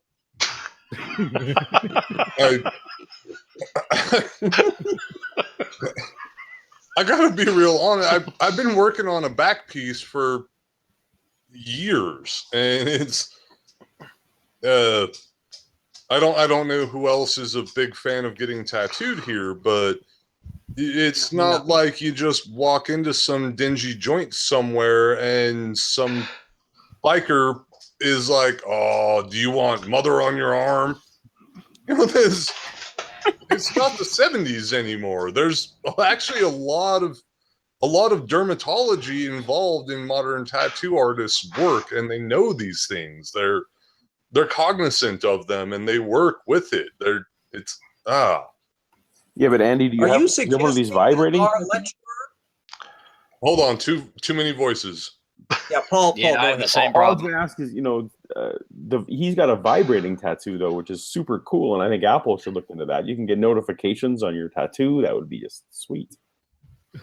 That would. I got nothing, Paul. I think you win. The irony, I was thinking to see whether or not I was going to throw it out, the fact about fungi, how amazing some fungi are. There are actually species of fungi that are predatory. There's some that shoot little teeny harpoons at nematode worms. I'm not making this up. And there's another form of fungi that will produce like a little a loop on its thing on the surface of wherever it's living, so that if a little nematode happens to crawl through, it can cinch down like a croquet hoop and gradually digest it. So little does this poor schnook know that actually fungi could theoretically do some of the weird things that I suspect he thinks this does. But I don't think we are going to get into any mycology with this fellow. No, and I wouldn't fill him in, because then he'll just shoot himself. He's already terrified of what he thinks of as a fungus, as if there's only one. I don't think he needs to know more. All right, here we go. Way the manpower could go behind and actually keep this secret. There's no way the manpower could go behind, targeting, let's just say 100,000 people. There's not a team of people that are doing this to 100,000 people and still keeping this thing secret. It's much simpler than this. It's so much more. People are overthinking this, and what that's doing is it's causing so much disinformation to get out there. And then you've got all these people, and I feel bad for them, but you have all these people that are living in Faraday cages and living in all this stuff. It doesn't matter if you put all this shit around you if you're the antenna and the shit's coming through the power lines anyway. It's coming right to you through your house. So you can put all this shit around your domain, but there's still a power line coming into your house. You still got a cell phone. You still got computers. You still got all these things. I've detected 400 to 500 megahertz radio signals coming from my monitor, from my flat screen monitor on my computer. And that was coming through on channel 11 and channel 22 on a walkie. If it was within 2-3 feet, it would stop in the scan mode and pick it up. So this stuff is that all brains have a vat. As to whether or not your brain happens to be one of those in the vat is up for grabs. Yeah, and I think also he's saying his Nokia has dodgy reception where he lives. It does sound that way, yeah. This whole thing started because he can't get full bars at his house. Also, if you are living a life that, go ahead. If you're living a life, I just want to find out what. Go ahead, RJ. Do it. Oh, what kind of ointment or whatever is he directing? Is he going to tell us how you clean all this crap off? And does it involve sandpaper at any point? He's supposed to tell us. All right, Paul, you were saying? I think it's a public service for schlumps. He should want to do that. One would think. He started out saying that he feels sorry for certain people, and all I wanted to say was, if you're living a life that this guy is looking down upon and saying that you're nuts, then you got to rethink pretty much everything. If you're someone this guy feels sorry for, yeah. That would be depressing to be the target of his sympathy. All right. And it's also So paying. the long story short is, it puts the conspiracy on its skin, or it gets the sandpaper again. All right. So you have read my novel. That was a bit of a stretch. Apparently, They're going to make a movie out of it, The Sandpaper. Yeah, second worst porn film. Still, at least I managed to come as opposed to the Queen. So, hey, there you go. All right. Well, before we make the viewers angry, let's move on. Right to you. Look at it logically. Look at it logically and get all this disinformation out of your head. Because you can end this. You can end all the symptoms by treating yourself and treating your skin. Like the guy from Mad and Max. Purging yourself of heavy metals. More than 2 No more heavy metal in the body creates a battery. That's the truth. Look it up. No ACD. Said that in other videos. yeah, I'm pretty sure Slayer's going to be real upset to hear that What one. is your point?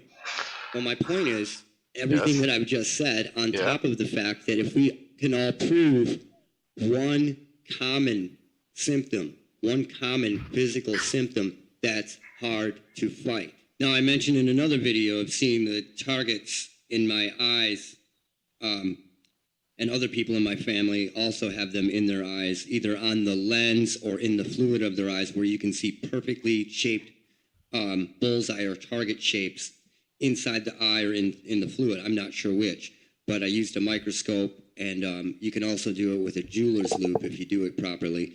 You have to be pretty damn quick to look inside your own eye with a jeweler's loupe. But if you see these on or in your eyes, He that's couldn't one do more anything symptom about those little that can be crystals, proven and that with that loop. everybody has. Apparently, he was just he's kind of limited in his repertoire, what he feels like looking at with a microscope. So it would seem, and the stuff he's talked about, I'd kind of like to see if it exists, especially the little crystal-y things he's talking about. But he's shown us none. Could have been this could be a measure that would be so important to science. Indeed, it's just like with the flat earthers. Show us some actual evidence. It's really all we're asking for. All right, here we go. It's the same physical symptom. Somebody asked what my point was on that. Well, that's my point. If everybody has 1, 2, 3 common physical symptoms, then the people running this operation have a fucking problem. And going around telling people that satellites, your neighbors, I know this is going to piss a lot of people off, but at this point, I don't care. Satellites, your neighbors. Point you don't care? You know, certain people, and this old woman in the neighborhood, a 6-year-old boy is tracking you down and doing this is just helping them out. So we have to stop doing it. It doesn't work. It doesn't do anybody good. They look at you. There is no and they conspiracy, think it's but you're so complaining about the conspiracy is helping out the conspiracy. Yes, that's You've never had a 6-year-old boy track you down. Yeah, dude, I want to live in this guy's world. He thinks the 80-year-old woman on his block and the 6-year-old boy in an absurdly large hat are all trying to kill him. How interesting is this dude's day-to-day routine? But he forgot to take his medication. So Yeah, not to mention his Nokia. Not to mention his 3-bar Nokia. Putting out the information and the stuff that you may think is evidence. Think of things outside your head. Look in and think about it before you post stuff, because most of it only hurts you. You need to start only posting things that are absolute proof that that even a doctor or a scientist or whoever would look at and scratch their head and say, okay, there's something up here. They love the fact that people are complaining of invisible symptoms. It's just like bipolar or schizophrenia or anything else. You can complain of something, but you can't take an X-ray and prove this stuff. However, 1,000 people who are suffering from this, who have the same skin condition, who have the same things coming off their skin, that creates a problem. Not for us, for them, because you can't fight it. You can't say, well, Is he that's trying just to in your relate head. eczema to schizophrenia? It sounded that way. Because it's not. You have And both are controlled remotely. Picture of schizophrenia But you can take a picture of this eczema, except he doesn't take pictures of it, and he doesn't show us pictures of the stuff that he claims is coating us like some kind of veneer of fungus that theoretically, like flectovaricose. Maybe this guy actually, was varnished early on as a child, and it finally wore off. Nope, I got nothing. Okay. All right. I suspect he just had such a boring world. He had to make all this shit up to make it a little more interesting. That's all I can think of. And, Would really boy, be did he sad if this succeed. was what he thought was more interesting. I love the world he lives in, where you can take an X-ray of somebody and then diagnose a skin condition. Indeed. All right, here we go. 1,000 people, let's say, with the same symptoms physically and the same particles coming off their skin, the same film coming off their skin. And believe me, you have it. We're going to get to that. I was watching one guy's video where he was talking about how he had gone to the doctor, and this doctor told him that his body was making candida just to make candida, and he couldn't figure it out. Well, there you go. This is a cross between, it's like a GMO almost. It's like candida and sporotrichosis, or possibly even lymphatic sporotrichosis, where this has gotten everywhere. And one of the things that sporotrichosis does is it affects the hair follicle. And that's one thing that you'll notice maybe, is that your pores have been covered up by this sticky film. Maybe you haven't, maybe you don't have those symptoms yet. But if you let it keep going, you will. Okay, so he had good advice, good safety advice for everyone. Wash your face at least once a day. And also, I never knew that we were actually coded in Voltaire's 18th century play Candide. I mean, it's quite amazing. Or is it the Bernstein musical version? I'm not sure. Could be either, I suppose. All right, here we go. They did a Berenstain Bears musical version of Candide. yes, the and the Berenstain Bears conducted the New York Philharmonic for many years and used to do young people's concerts. And all this time, I was guessing he was talking about the barbecue sauce used in the burbs. Well, he may still get to that. That might be confused for some fungal lesions on his part. All right, let's move off of the Berenstain Bears before we get on to Mandela effect, because that's a big one for them. The fact that it's Berenstain. No Mandela effect. No Mandela effect. Absolutely. Here we go. What it does is it gets into the hair follicle. Your body grows hair everywhere. So anywhere that it grows hair, it's going to affect this. You can cause premature grayness. It can cause your hairs to We're grow back mammals. all We wiry grow and hair crazy. everywhere. What the it does a lot of different things. You might notice that your stomach gurgles all the time, and that's not from some guy in a van hitting you with a ray gun. No, it's from that 36-inch pizza. That's from the Candida sporotrichosis that keeps making this stuff that acts like a glue. It acts like a glue on your skin and in other parts of your body, possibly even your digestive tract, your throat, other areas, and it allows this stuff to stick to you. And it, like I explained earlier, it sticks you layer by layer. The stuff gets covered up, and it's inside your skin now, basically. Okay, drink. He said, like he explained earlier. He didn't explain earlier. He just said earlier. There was no explaining of anything.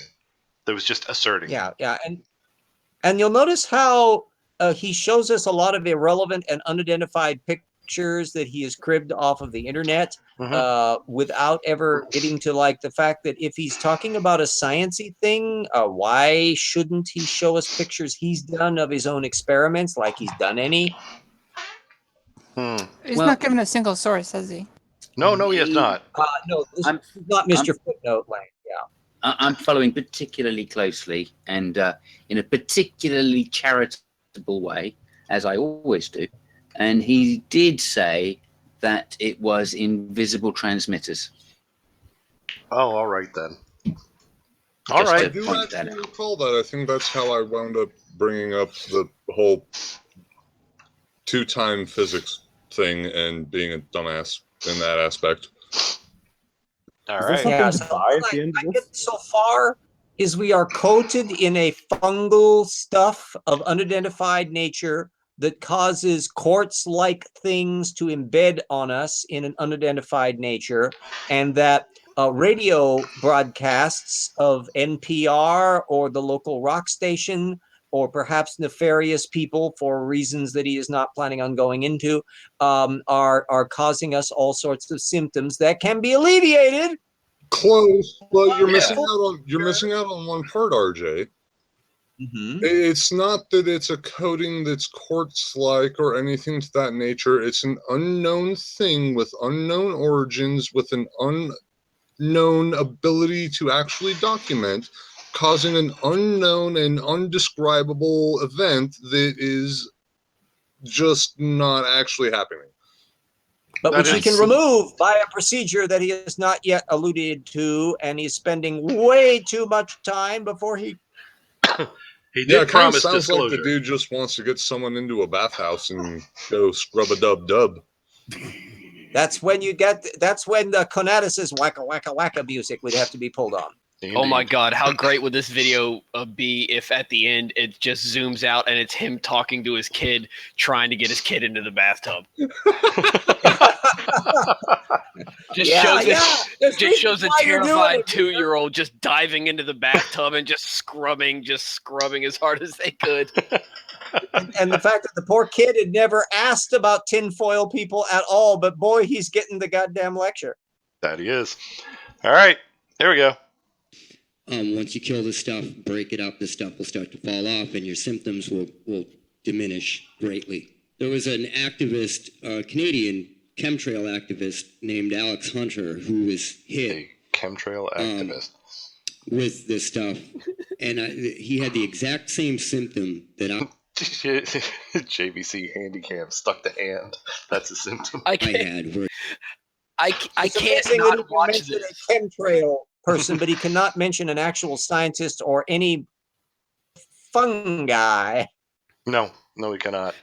Ever since saying that, all I can imagine is that this is literally just an audio recording of some guy talking to his kid, trying desperately to get his kid into the bathtub. Like, just I can try tell to you, watch hearing this about video John and not picture Psoriasis that. is certainly gonna get me to shower. Do you know what's on Once your the skin? image is there, it's there. Hard to unsee. Here we go. He would hack up this glue, and it was like a phlegm, but this stuff was like frickin' wood glue. If you hacked it up into the sink, you couldn't get it out of the bottom of the sink. I mean, this stuff acted like, I swear, it was like the toughest glue. You could barely get it off something. If you hacked it up onto a plastic or onto anything, it wouldn't come off. Now, this is stuff that's in your throat and wet. Imagine something like this growing and drying on your skin after it's been processed by the body. Another thing you might notice is that your ears have stopped making wax. It clogs all your pores. You don't sweat the same.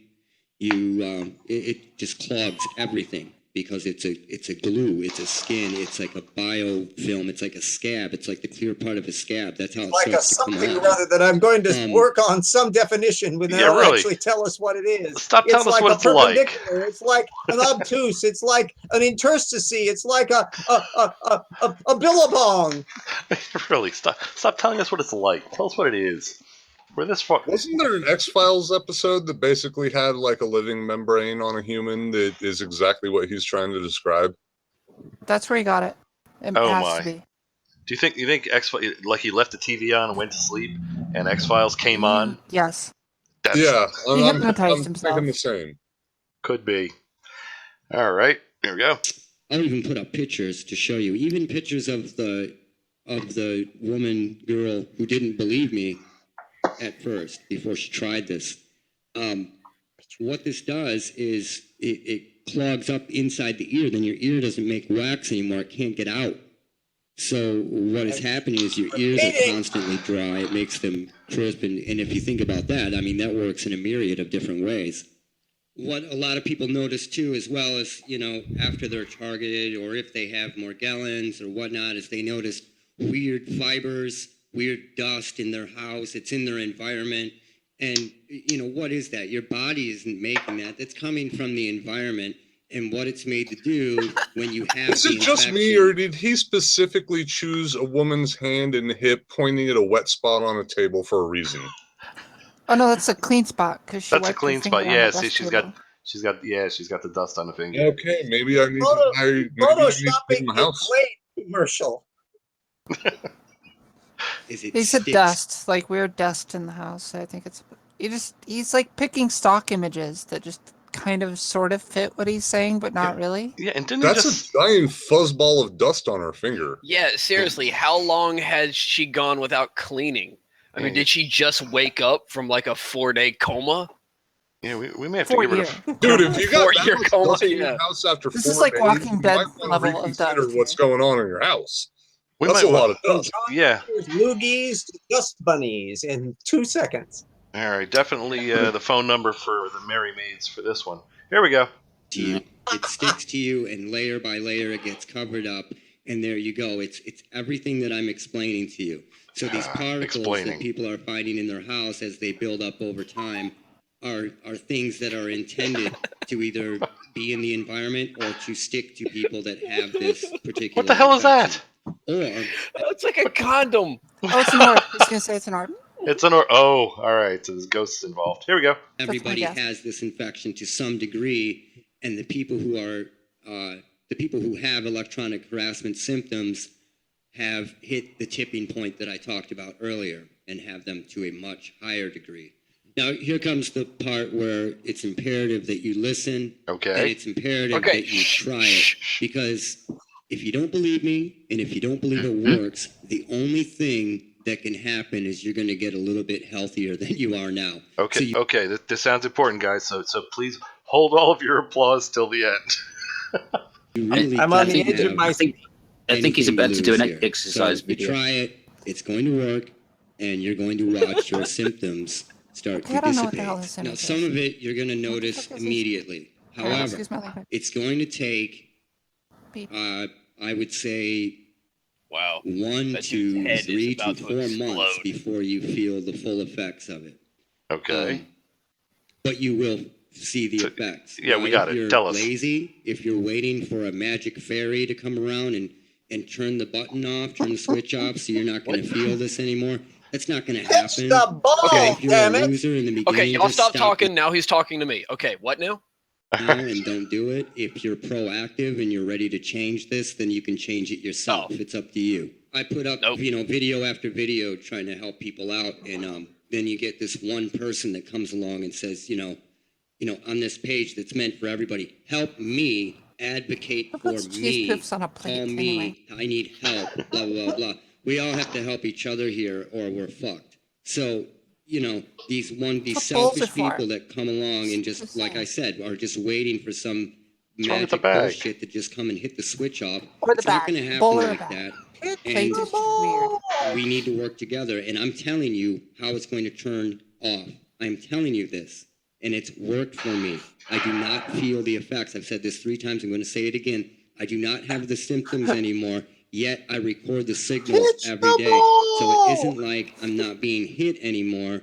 We've all got these signals around us. I just don't feel the effects of it because I've Okay. gotten this stuff off my skin and off my body enough Tell us to the the miracle point cure. where I do not feel the effects anymore.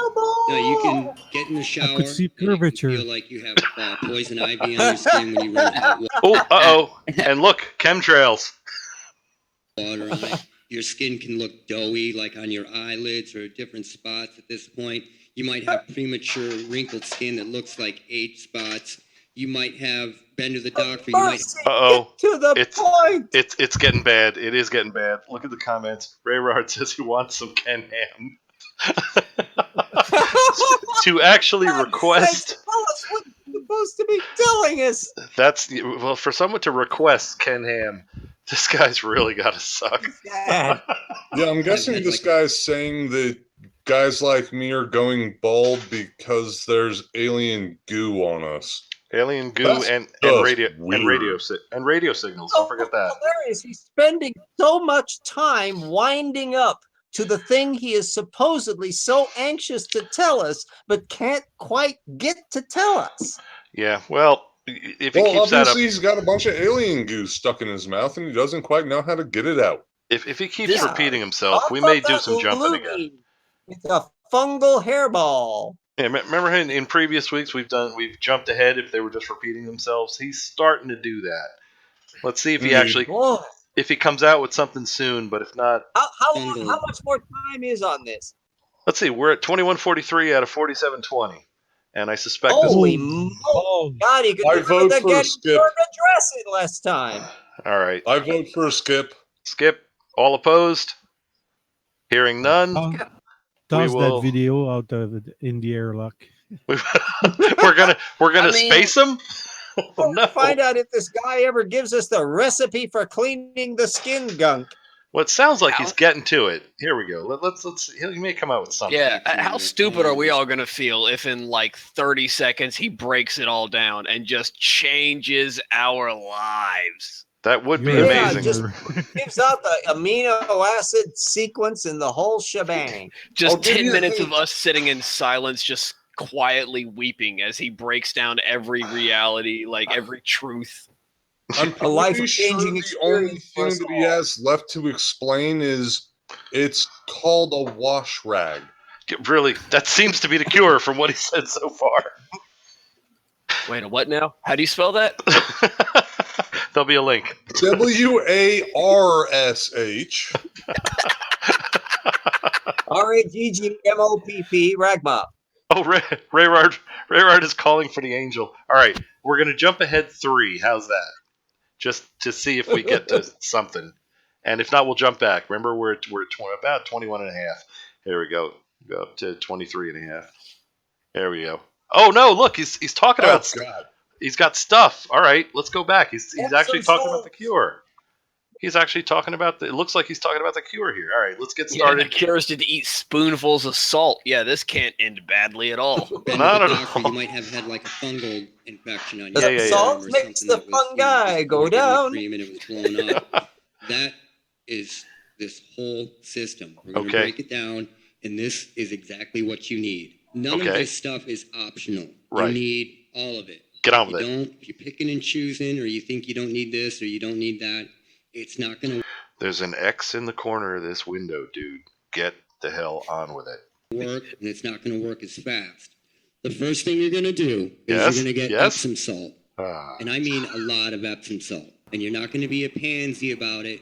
you're gonna take that One or spoon. 2 cups in the tub. You're going to put at least 4 or 5 cups in the tub. If you want to go higher, if you've got enough money to put in a whole fucking bag in the tub, do it. Grind yourself in the tub. I gotta be real honest. I've Like a known human plenty pickle. of women throughout my life. They have way more eccentric baths than a freaking teaspoon of Epsom salt. So if this is his Swim miracle around in cure, the salt lake. maybe there's some more magic in addition. There has to be something. There's the Epsom salt. Poof, there's your cure. Okay, The Epsom global salt, conspiracy. ingredient number 1. The global conspiracy foiled by Walgreens. That's sodium chloride. Tub It's up amazing as stuff. hot as you can Indeed. stand it. You put the stuff in, And and you're And? going to bathe And? every day okay, with Epsom salt. Every day. Every day. bathe every With day. a Got lot it. Salt. in it, at least It doesn't 5 actually say an amount, Don't- like a teaspoon per thing, or He said- 800 pounds of it. He was He very doesn't even specific. bother. Well, it doesn't matter how much you use. All that matters is that you clean yourself on a daily basis, like a You normal gotta use it enough. 21st So century No, don't he, human. he told you. He did You say. can't be a pansy about it. That is the limit. Yeah. Oh no, You he was just very can't be a pansy specific. about it. Put as much as you can and don't be a pansy. He did list the Standards exact for measurement. pansy, He said, "Don't and if be a you pansy." haven't hit He said, pansy level, then you are okay. right. He said, He said, don't be a pansy. You're gonna want to put in at least 4 cups or a bag if you can afford it. So see, he was very specific. 4 cups or a okay. bag. So 4 cups to a bag. Okay. Which is a lot of salt. Assuming he is using the standard international tub size. I'm guessing this guy doesn't make like bread or anything requiring recipes very often. All right, here we go. There's got to be something We besides have 4 that. cups of salt, Yeah, dude. That's a shit ton of salt. yeah. You're gonna come out glistening And Yeah, At like the I very said, least, human pickle. Well, depending on how hard or soft your water is, you might come out with some actual physical chemical burns. That's a lot of salt. That's a lot of salt, especially if you go for the bag. If you go for the That's bag why he option. said don't be a pansy about it. Sometimes you just got to get some chemical burns. Yeah, you big girl. What's the matter? Right, here we go. Someone should tell him it's cheaper just to move to the sea. After a while, maybe a week or two of taking these baths, you start rubbing your skin while you're in the tub. You're going to notice that something is going to start rubbing off you while you're in the tub. And it's going to look like a sun. You all know that there is a joke to be made here. Yeah, There's it's your a joke. actual skin. You're rubbing off your skin. Yeah, This is kinda. great. Sunburn at first, like you're peeling on a The red like color you're is peeling very on a healthy, sunburn apparently. or whatnot. That's That the is blood. a sign The that red the stuff color is is starting blood. to break up from your skin. Not only does the Epsom salt start And then to your break entire this stuff body is going to scab over. Indeed, that's a sign that it's working. up, it draws heavy metals God, you'll look and like different E.T. toxins out of your skin. It's awesome for you.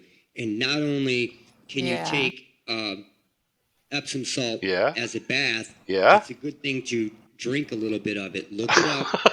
Oh my God, drink salt water. You gotta be But Epsom salt. Boy, that sure it's worked a for people magnesium, in and it's lifeboats. the exact treatment that they give people for barium poisoning. Now, what are the things that are going up in the environment heavily? Barium and aluminum. Use the Epsom salt internally as well, and it will purge your body of heavy metals. It's imperative. I swear to God, if this guy starts bringing up anything about internal usage of salt, I'm leaving, and I'm never coming back. Okay. I hate to be a conspiracy theorist about this, but actually, it doesn't actually affect aluminium at all. Just the aluminum. Yes, exactly. It's only in Britain where it affects the aluminium, and over here it doesn't at all. Yes, I see the entire point on there. So actually, is it the case this guy bought stock in the Epsom salt company, and he's hoping to be able to make a killing on it by killing off half of the population who's worried about their skin lesions? It does seem that way. If you want to buy stock in a salt company, you probably don't want to kill their customers. I don't think he's really thought it through. Bad investment plan. Strong suit on this. I mean, I'm not a money guy by any means, but killing your investors, that just sounds dumb. Oh no, your customers. So, Andy, you think you don't want to kill your customers. Your investors, that's perfect. You don't have to pay them back. All right. Let's see. And keep in mind, Epsom salt. I'm sure you all know this. Epsom salt is not table salt. Ingredient 1, Epsom salt. Do we have an ingredient 2? Let's see. Or is he just going to stick? Well, sodium is the first ingredient. Chlorine is the second ingredient. No, see, that's regular salt. Epsom salt is different. Look, you can see. Oh, it says on there. If you look at I don't know if you can see the picture. Magnesium sulfate. Oh, God, I need my glasses. I can't read that fine print. Okay, MgSO. Magnesium sulfate. MgSO4. How's that? Does that help you? Yeah, once you have enough So it magnesium has sulfate, magnesium you won't have to and worry a about little bit more aluminum. oxygen. All right. Okay, all of us were talking at once, and I think all of us are going to talk at once again. Magnesium is in Epsom salt. Yes. Okay, so it's the same crap that you spray on the road to melt ice in the wintertime. So go and bathe in the shit they scrape up off the road and recycle and repurpose for beautification. Basically, this guy is saying that when I get drunk and pass out in the gutter during a snowstorm, I'm going to wake up healthier. That's what what I'm hearing. Not healthier, prettier. Oh, well, that's all I ever really wanted. Okay. You can kiss all that fungi goodbye. All right, so this is Cure 1. There better be more than that. Skip. If we listen to this much particles that he imagines is in the atmosphere, I guess we're home free. If we listen to this much crap to hear Epsom salt, it's no. Let's works see. in a myriad of different ways, but not only does it start to break this stuff up, but it also detoxes the body at the same time. You're going to stop using laundry soap. Stop using it. What? Start using borax. You're going to stop using everything because you're going to be dead. What Put the kind water of on wax hot, does he even want you wash your to clothes use? hot with borax and dry them. You have Oh, to dry your borax. clothes. Sorry. You can't The hang your 20 clothes up Mule to dry. Team It Borax. You just see, he's got a perpetuates bunch this of product shit. You need lines the here. He's dryer bought to- stock on, or his grandfather bought stock in, and he's trying to make much on his inheritance. You know, Could be. I have to interject for a moment, and this is actually a serious question. Well, not really a serious question, but an actual question, not We'll just joking say about a question. Got it. Okay. So I recently received a question from another individual on, Science Strike Force, actually. They were inquiring about borax and it not being available in Britain. I was wondering if by chance anyone else here tonight had any information as to what's going on with that.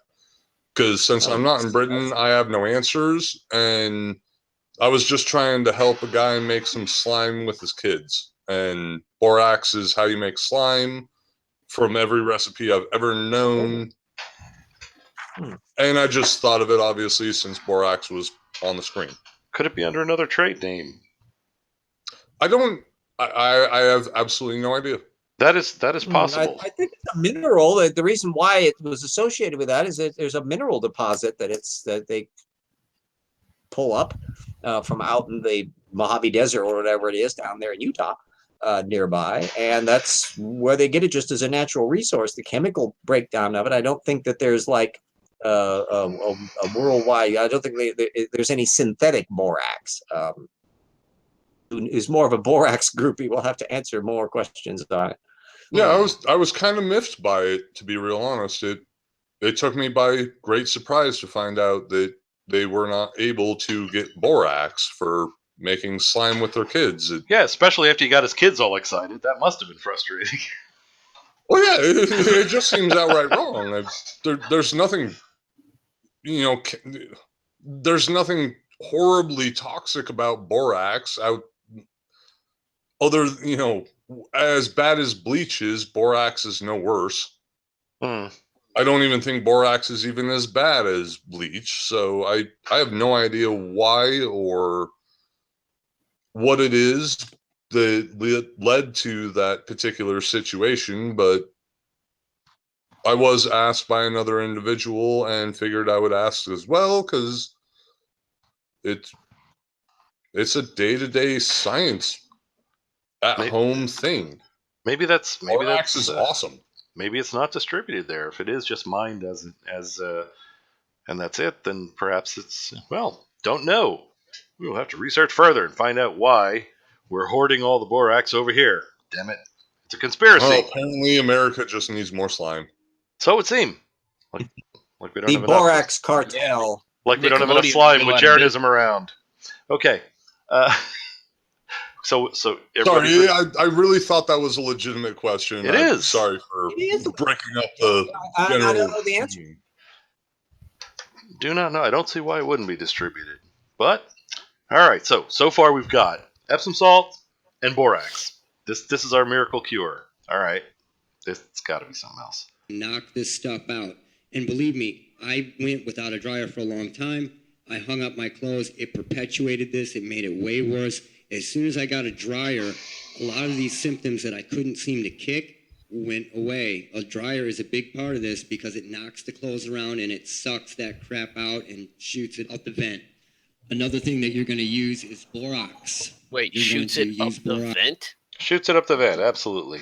Along with all the aluminum. So, into like his yard and the area around him? Yeah, and don't worry, though. It's pointed at his neighbor's house, so don't worry. Yeah, oh, I'm pretty okay, sure good. Yeah, there's all 1/3 horsepower electric motor that happens to have an impeller blade on it that actually sucks the crap out. All right. I mean, it's got to go somewhere, but once again, I forgot what we're listening to. I mean, sometimes you just run out of words. It's not a run out of words. It's just that I can't drink fast enough. Did I not tell you this was the dangerous group to So get much involved stupid, with? so little alcohol. And All listen, right. I'm going to say a phrase I've never said in my life, ever, I might have to switch to light beer if I want to survive this night. All right. This okay. So we got Epsom salt and borax. Let's see what else we got. Borax for cleaning. You're going to use the borax, like I said, in your laundry. And you can take, now if you don't want to take it internally, a lot of people are scared of this, but people drink it all the time. Oh, Jesus. Boron kills. Nobody drinks borax. It regulates your hormones.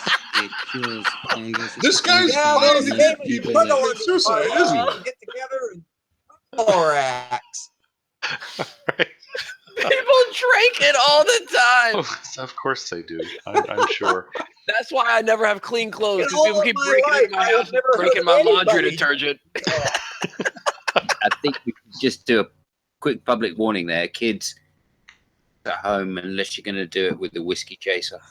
It reminds me of the old 16 where the thing was it's a dessert topping. No, it's a floor wax. No, it's both. Drinking borax. Drink the borax now. Okay. He's got it. So he's got anything you wash with. Apparently, you're supposed to drink as well. You're supposed to drink the Epsom salt. You're supposed to drink the borax. Laundry detergent types are perfect beverages. No, you're only supposed to If drink it the takes the stains out of your clothes, it'll take the stains out of your past. Okay. and future and present. Indeed. Moving on. Here we go. What's after borax? What's the next miracle cure? Take care of your fungus in your house. If they've got a sprayer, it's secretly just a bucket full of boron, really. It's being sprayed around. You're going to take this stuff internally. If you don't want to do that, go to a vitamin shop and get boron pills. You want to take boron. Boron is it's a miracle. It pulls heavy metals out. It pulls fluoride out of your bones even. It does. No.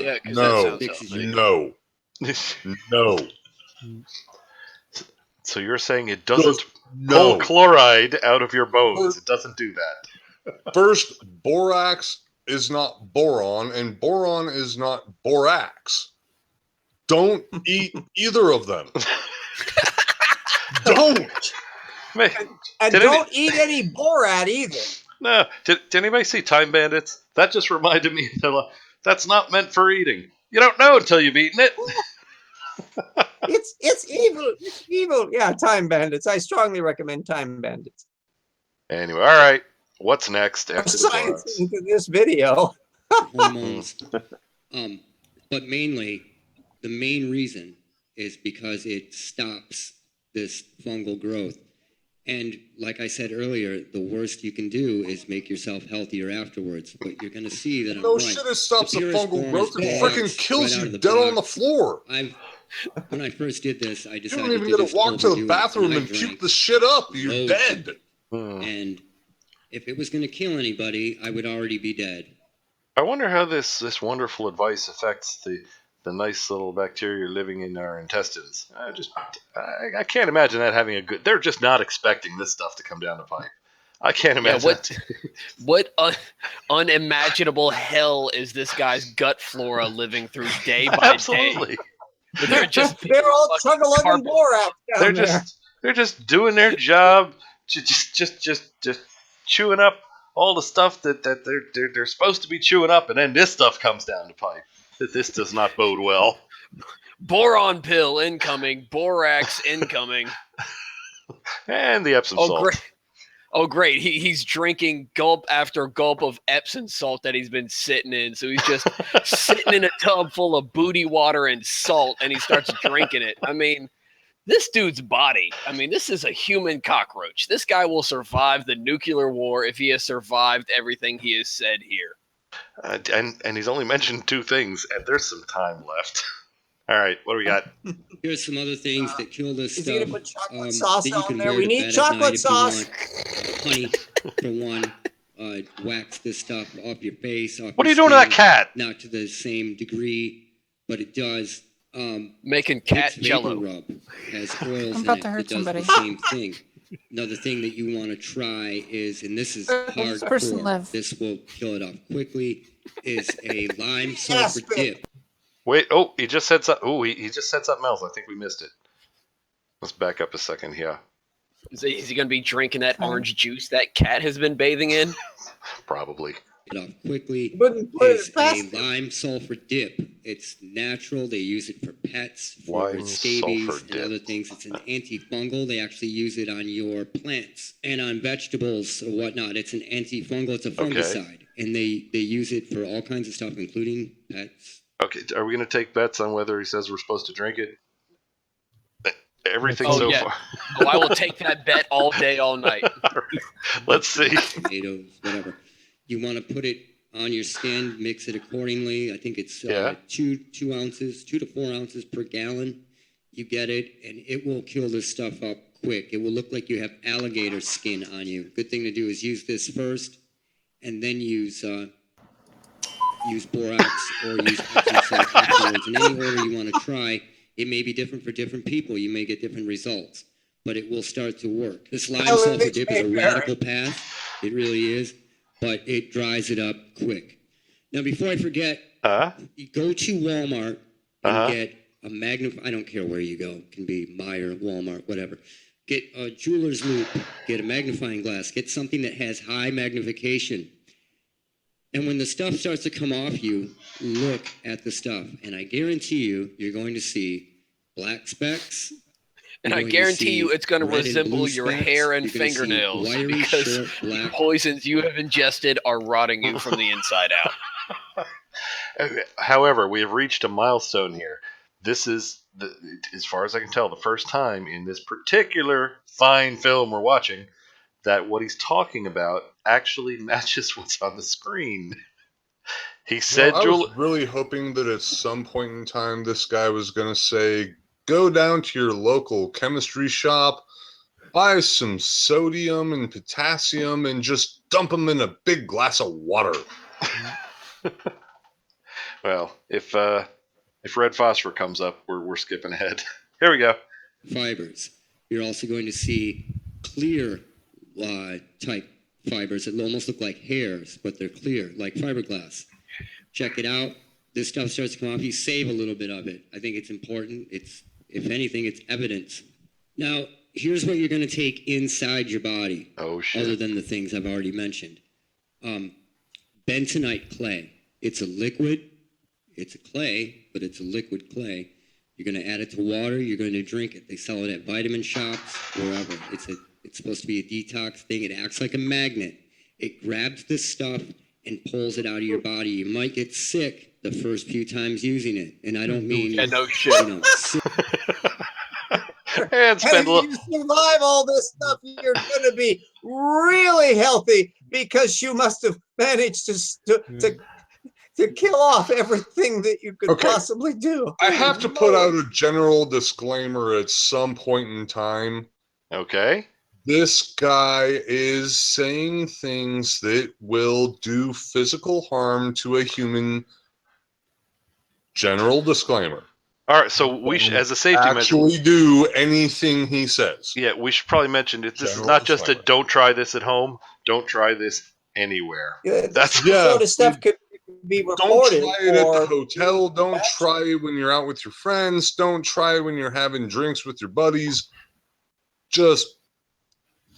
This guy is putting things out into the universe on YouTube that could actually result in a human being suffering very, very severe long-term consequences to their health. It's not okay. It is a clear danger. I agree. I was going to say it's fucked the fuck up. Okay, that's another way to put it. All right, I'm with you. Yeah, way to bring the mood down. Okay. Well, I'm sorry. The guy has gone to such an extreme on some of these things where he's literally telling people on YouTube, "Hey, go eat poison." Yeah, no, It'll you're make right. You better. No, you're right. And the That's message messed here, up. message here is the guy should have been flagged at some point in time for the fact that he's actually sitting down and telling people to go and poison themselves. That's not okay. It's crossed the funny border. It's turned into the guy literally is saying, "Go poison yourself." That's he crossed my personal border. Sorry if he didn't for anyone else, but crossed my personal border. That's fucked up shit. And I think, Well, it's like I this, think, I mean, in my opinion, right? Say someone goes out and they poison themselves and they die. That's just natural selection killing the dumbest of us. I say do it in mass. Get as many of your buddies together as possible, and and make a day of it. You know, buy beer, food, just fucking Dev, just generally, I would Like absolutely Jonestown. agree with Yeah, you, but with borax and you got to Epsom salt. remember the majority of us here are intelligent enough to know not to do this shit. There are children that watch this. Unfortunately, there are shitty parents that let their kids watch whatever the hell they want. And there are people that just haven't had the opportunity to learn that this guy literally is telling people to poison themselves to death. Yeah, and it's not just the kids. There are people who are damaged enough that they jump at any conspiracy theory and believe all of them. And anytime they hear that, oh Jesus! About a year ago, I was talking to some guy who was in love with that. What the hell was it? Colloidal silver, whatever. That's supposed to. It's just magic. It'll just cure anything. And he was telling me he has just spoons of that stuff. And his nephew had the flu, and so he gave him that. So he's great. You poisoned your nephew. Oh, Nice. spiritual Warhammer. Yes. That's I couldn't remember the name, but Man, man, he was cancer incarnate. I tell you what. that's just Wow. any conspiracy but in addition to the kids watching, there are those kind of people that will also get sucked into this foolishness. But Dev might have a point there. That for adults, consenting adults, this might remove something from the gene pool that we don't really need there. For consenting adults, I absolutely agree with Dev wholeheartedly. And I will stand by him in a mosh pit of angry ass parents. But at the same rate, we don't need to make an angry mosh pit of parents without someone stepping up and saying, look, while it's fun and games for those of us that do understand this, it's not fun and games for the idiot that doesn't understand it, or for the idiot's kid that never actually got taught anything that doesn't understand it. Yeah, exactly. At some point in time, a disclaimer has to be put out there, and this guy is saying dangerous things. That he is, and I believe we have certainly made it clear that it is unwise, to say the least, to perform any of these acts. So 457 says it's this borax drinker has been taking notes from Kent Hovind, and that's not a bad analogy, because you've got one kind of pseudoscience feeding on to another, and this kind of shit is genuinely dangerous. Actually, no, more specifically, Kent Hovind at a certain point was recommending people eat cyanide.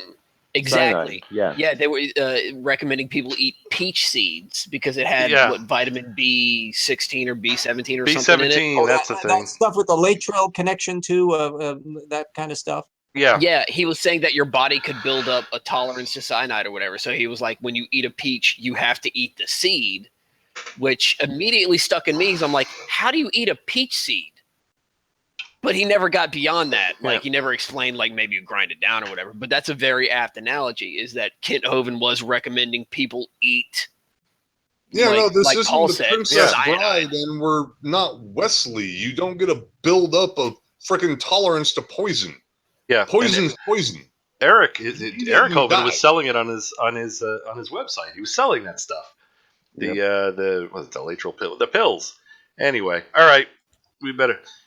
Point taken. Important safety tip. Sorry, I had to, because it was a good you point. never know. I mean, just because we're all consenting adults sitting here watching, listening, commenting, being a part of this, there are other people out there that are not, and I, for one, know that there are a lot of children that just have shitty parents. I would hate to find out that one of those kids winds up watching something that we're joking about and we're joking about eating poison. Oh, and hey, everybody, read the last comment up right now. It's an excellent response. I mean, like okay, is this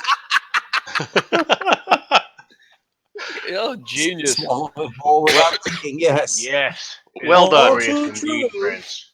No, I was going to say what he does actually is cut out the middleman, and he just misses out the stomach completely. That works too. Yeah. That was in prison. Oh. Yes, well, I suppose one could insert the peach pit in various orifices. Okay. Before RJ shuts it down, I just kind of want to comment too on the fact that these videos exist.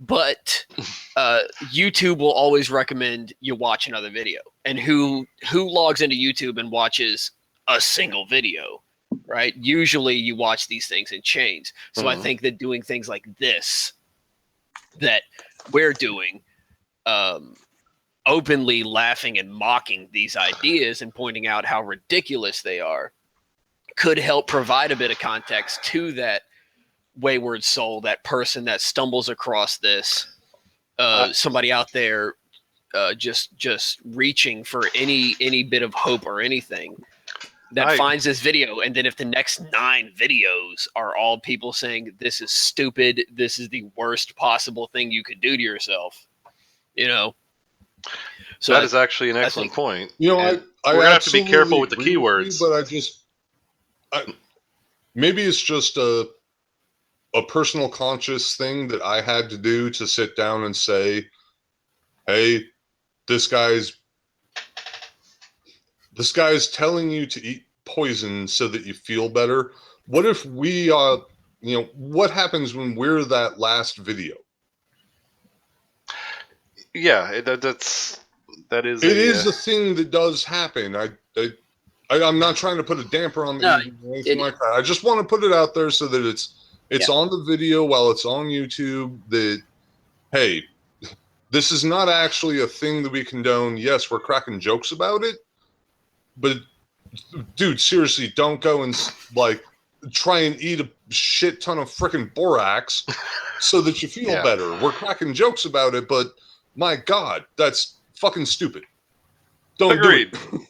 Then and actually it's good that we had this little chunk of the show, because we will have to be extra careful after when we add the keywords so that this does appear in suggested videos in the what to watch next and all that sort of thing when someone watches the original.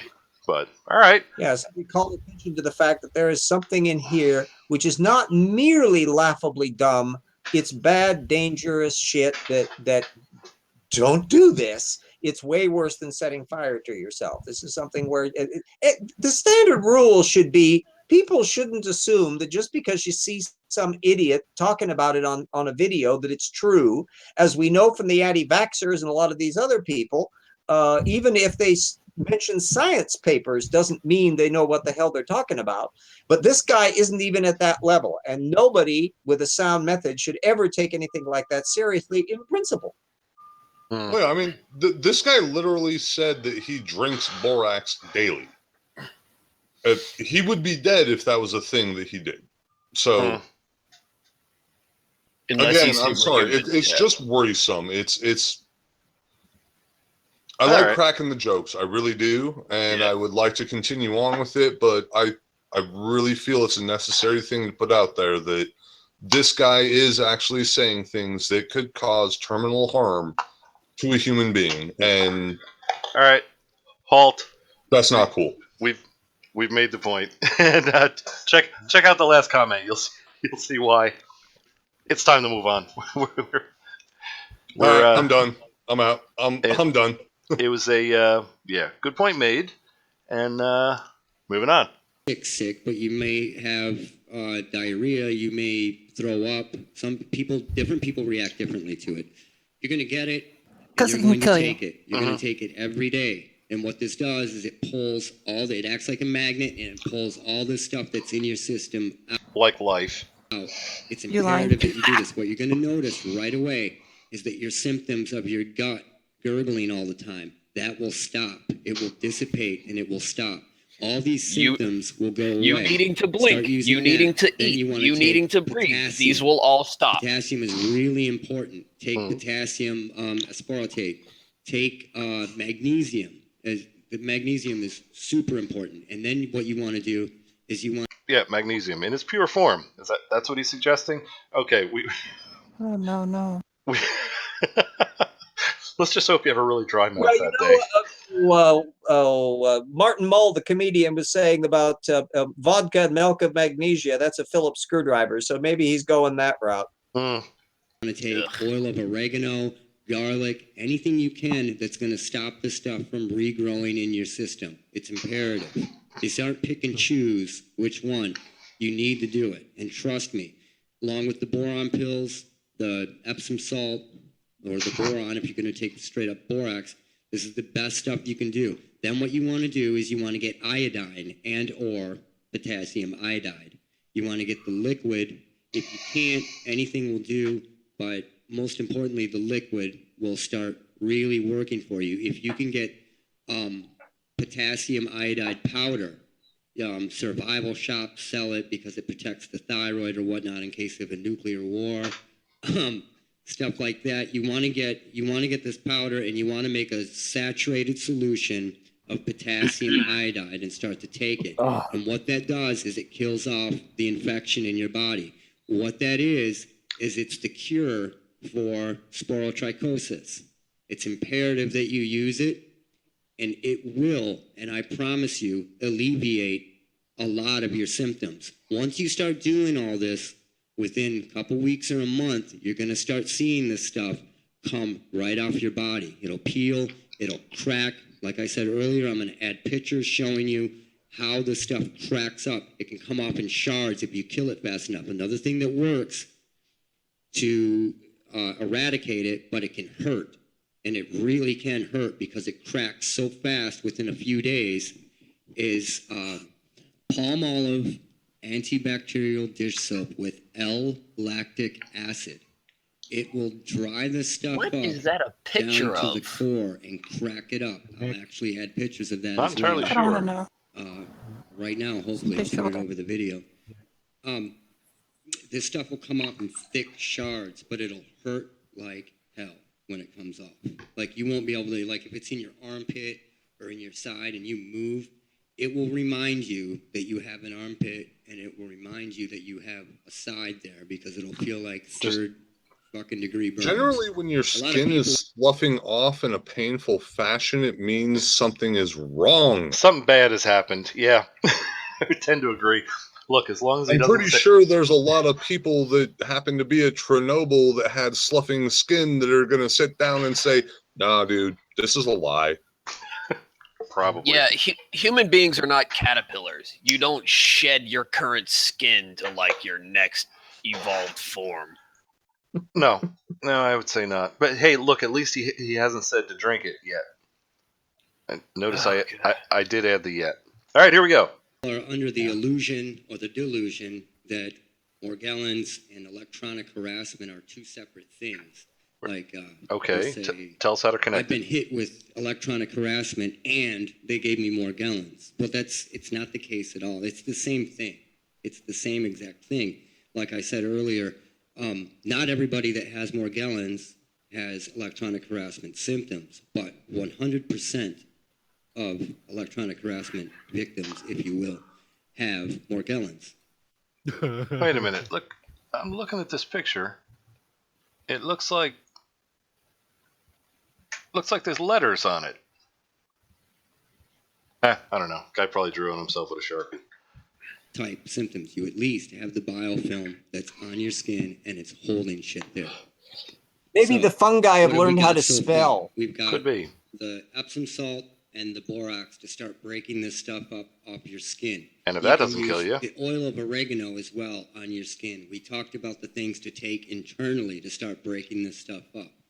It may fight you at first. You may not see anything at first, but I promise you, you will. Like I said earlier, this chick had this stuff on her for 16 years before she realized that there was anything growing on her skin at all. So the goal is to kill off this fungus, this mix of candida and sporotrichosis that is hurting the skin. It's growing a type of biofilm on the skin, and or it's tricking the skin into believing that it's burned or hurt, so that it creates this scab-like material over the skin. You want to kill that off. You want to chelate your body and cleanse the body of heavy metals. It's imperative. What the heck? Then you start taking these things Chelation, internally that is a to thing, combat this or and was a constantly thing. combat this. And this is the way to do it. And I've done it, and I'm telling you, I'm not selling anything. I'm telling you 100% that all the sensations that I felt before are gone.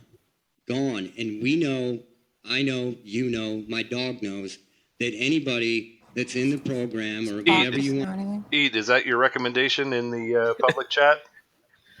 I mean, I was going to try to start a riot, and then I was going to be like, look, guys, the chat wants us to skip, but but you noticed too quickly, so you foiled me again, Si. Not at all, because you're trying to. I was going to be just right out there with it. Like, how much he's going to repeat himself? He's going to say, "Eat some more shit that will kill you." What more is there to watch? Yeah, I think we got the recipe. We got the borax chug-a-lug routine, and that it's how much longer does he have on this? We're at oh geez, we're at 33:35 out of 47:20. That's too much. Yeah, 14 minutes. Somehow What the I doubt we're going to get the detailed formulas, or his investigation of anything else. It's just going to be more of the same crap. You're making me wish that we should do homeopathy again, because I really think if you combine those two things, if you water all this stuff down to the point where then it's they're nothing. fine. Absolutely. A potency Yeah, of 40. borax homeopathy. I think we've got a whole new career line opening here. I bet a lot more people would not die from this person if you combine the two. Yeah. You Said must if do you reduce the pseudoscience, combine borax them. down to one particle in an entire swimming pool, it would probably be more benign.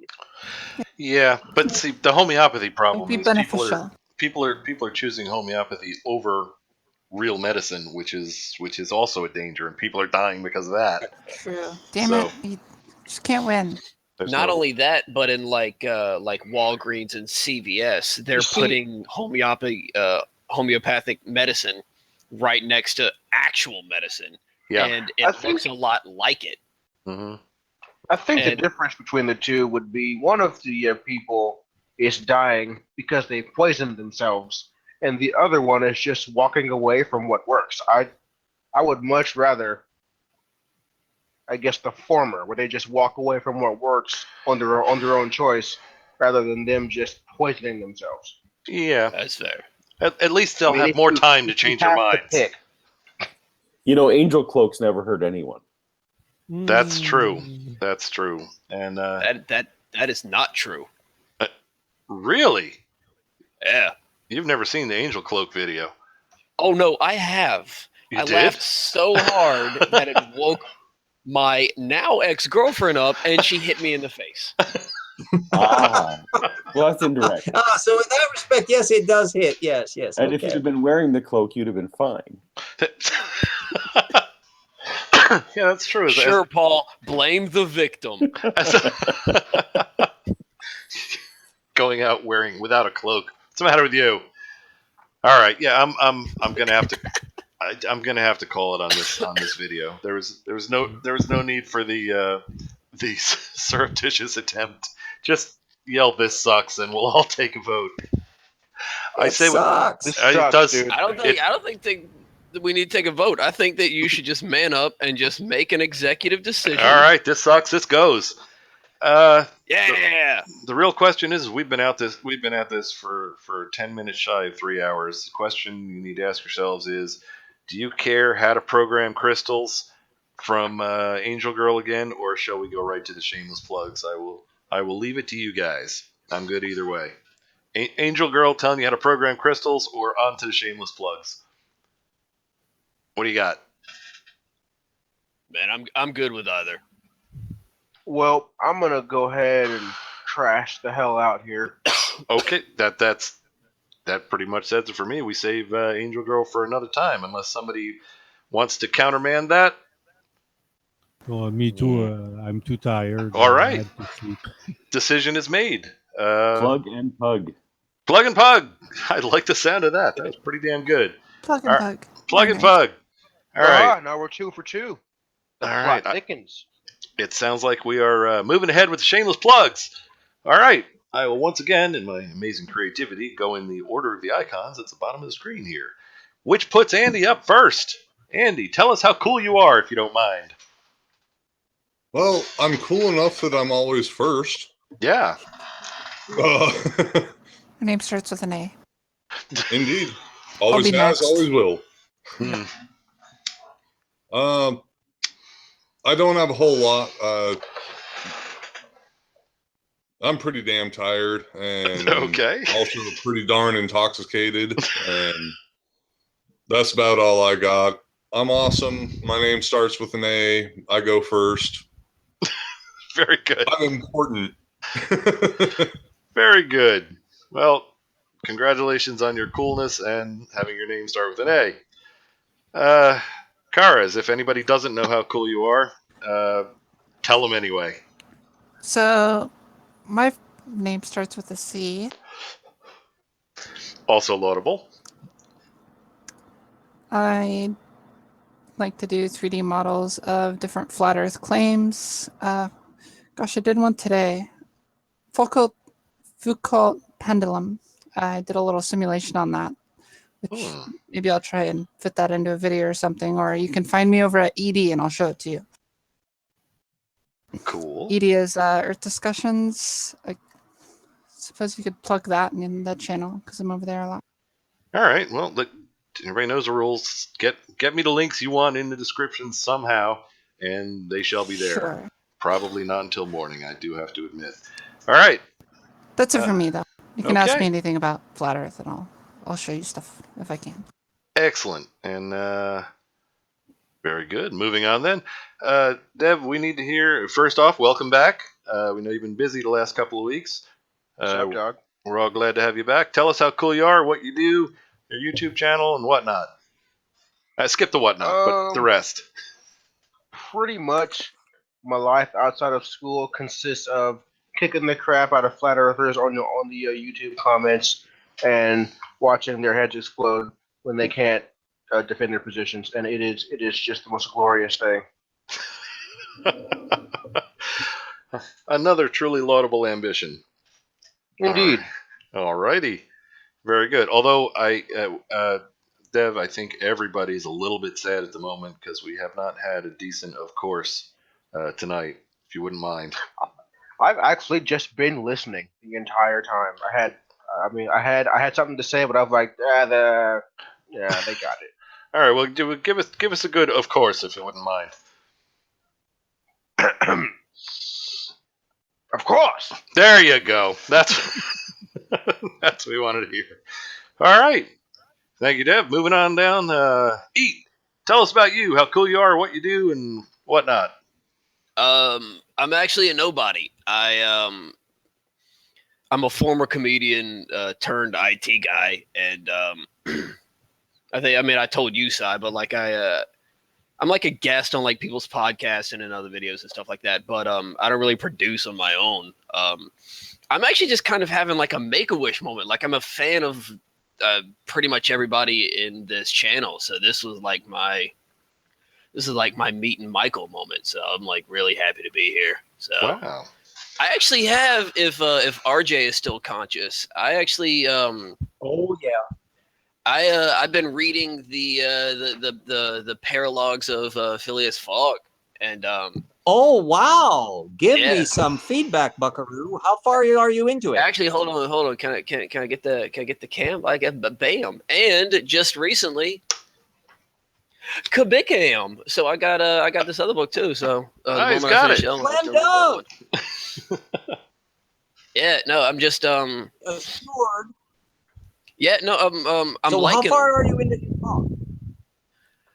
Not very far, and unfortunately, I'm like my brain is riddled with ADD, and I'm assuming a whole bunch of metals I have to cleanse with borax.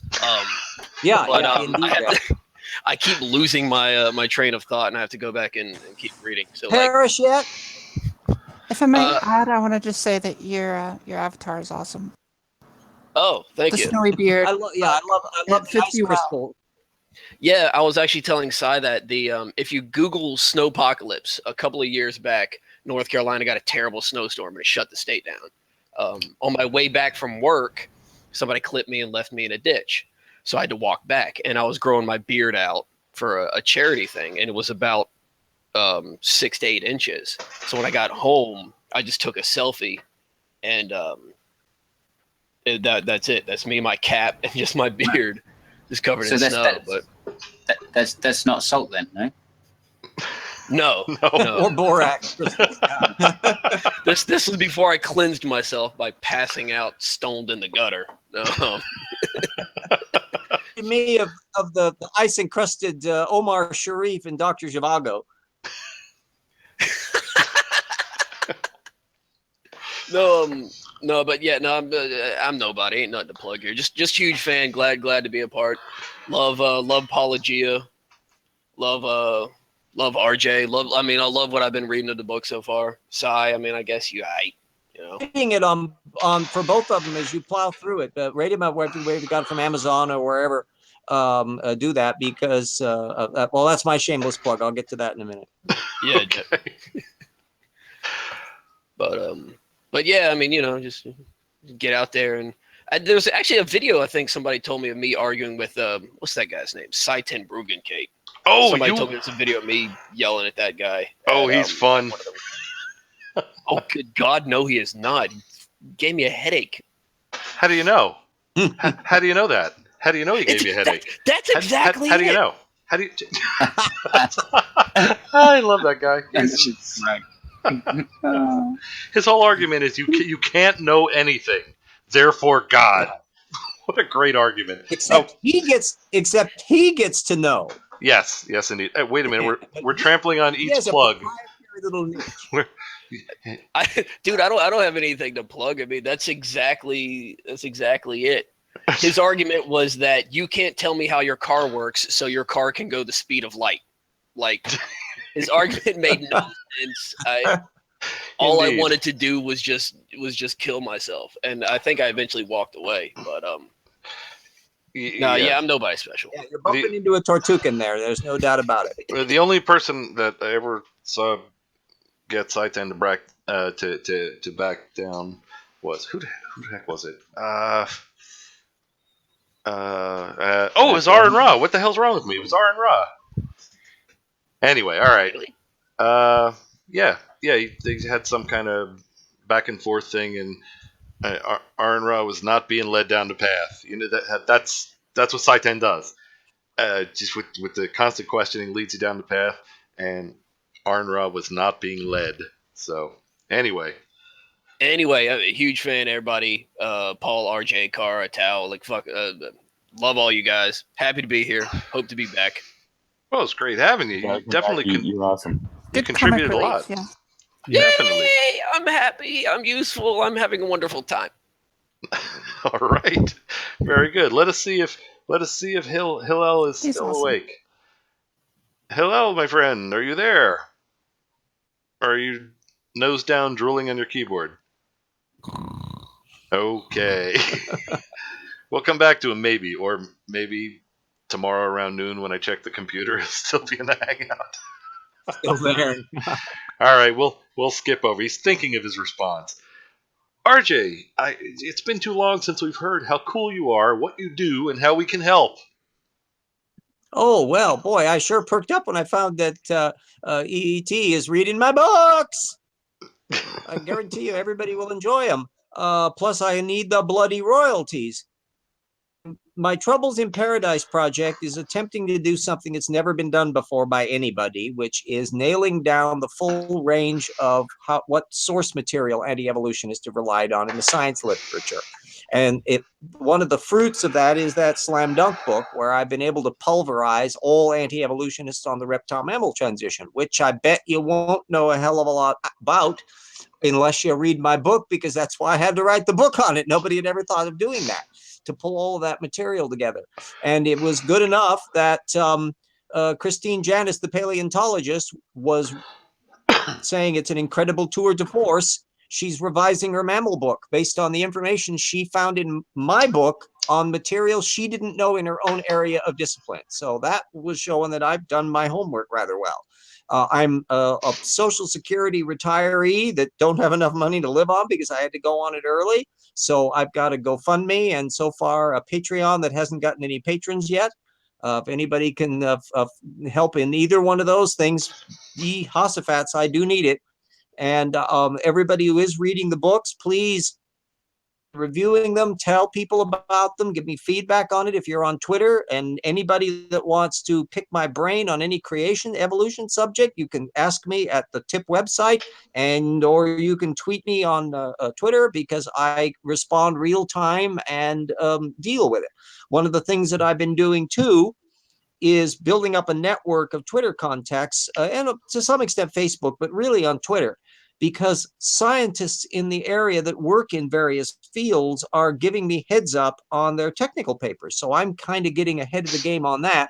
I'm also broadening my Twitter range, and anybody who follows me can see me joust with anti-evolutionists. And also, I've been following the various poobahs that are on in creationism, from Answers in Genesis to some of the ones at the Discovery Institute. And I'm not letting their statements glide by unchallenged. And I think I have the data set that makes it very difficult for them to respond to me. So anybody, Strike, you've followed my back and forths on Twitter. Will you give an assessment of what you perceive me doing and how well I do it? Well, most of the ones that have caught my attention are the countering the creationists, and I do find you to be very effective in doing so. As a matter of fact, I see you on most of the ones that I respond to, and I respond to just about all of them. So, yeah, but Andre, my assessment is you're going to get blocked soon. I'm amazed by who hasn't blocked me. For a while there, I've been performing an experiment in particular with Hugh Ross, who is an old Earth creationist, that dying breed. He will never block you. No, he's a nice guy. And what's fascinating about it is that he was tending to do what I call gee whiz posts, which are putting up things where he goes scavenging through the science literature, the latest issue of Nature or Science, and he'll see stuff that looks like designy things to him or some providential feature of cosmology. And he would put up a link to it. Well, I know the background of the stuff. So when he would have a biological detail, I would look up a relevant technical paper that explains the biological evolutionary background of it and link to it in response to saying, well, oh, that's an interesting subject you brought up. And rather than design, here's the evolutionary background of it, and bingo, there's the link. And been doing way less gee whiz postings over the last few months. And for a while, I thought maybe he blocked me because that's why I haven't been seeing his postings coming up. But I'm wondering whether there is the actual possibility that I've been having an effect on the fact that he would think, put up a post like that because that downer guy is going to come in and offer a counter argument on it, and I don't have a way of countering it. That's the case, or maybe it's just my hellacious ego at work. I don't know. It could be both.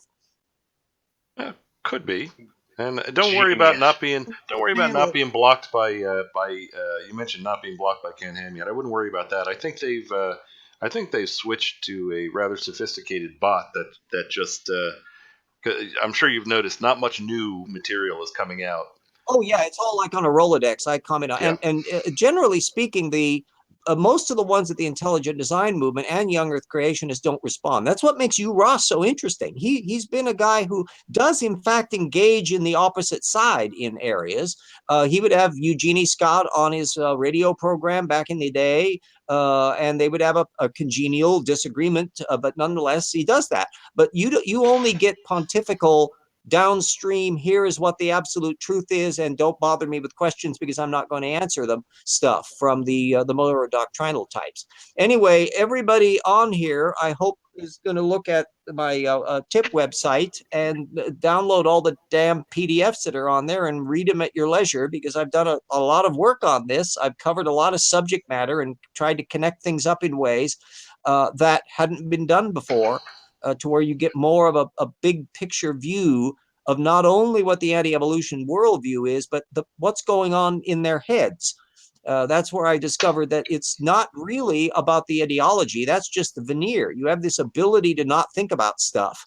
That's the core bit that explains why an anti-vaxxer can do what they do, or a creationist can do what they do, or a flat earther can do what they do. They have this tunnel vision focus and an inability to really work out what they think happened. And those are universals. E.T. will find a brief summary of that in the final chapter of the Slam Dunk book that he waved at me, and I hope you will be enjoying all of that. Everybody buy my book. You could just say eat. You don't have to keep spelling my name out. I know. Well, I don't call you James. It's my anal retentive side here. You know, it's I'm looking at the things and not knowing whether or not I might be committing a faux pas by contracting it to it. Well, tell them the full name, Eat. It's Eat Meal. There you go. Creative. Yeah, don't worry. I have to have this discussion with my Uber driver every time they pick me up. Okay. All right. Let's see. Oh, what's this? I got an incoming from Kara here. What's this all about? Yeah. No doubt sending me the links. Anyway, I'm hoping I'll just while I'm on the tail end of my shameless plug, my goal, one of the goals, $5 challenge. Somebody had suggested to me quite a few years ago now, have a thing where if you like what the work that I'm doing, would you buy me a cup of coffee if you met me? If you can do that, you could plunk $5 down on the GoFundMe thing. And if enough people did that, works. I've got 1,700 followers, but I don't have 1,700 supporters.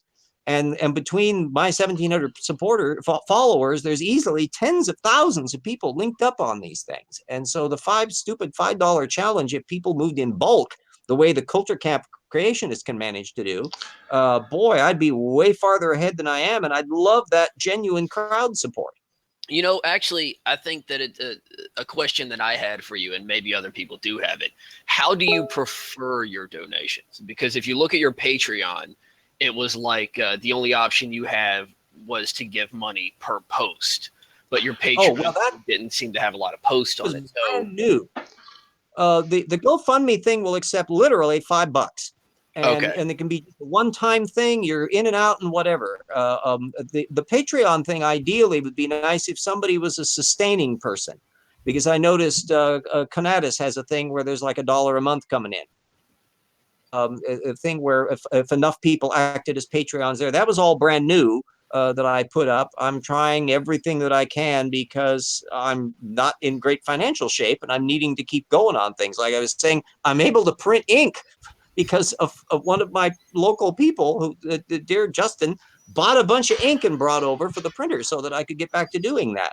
Ink is worth more than gold.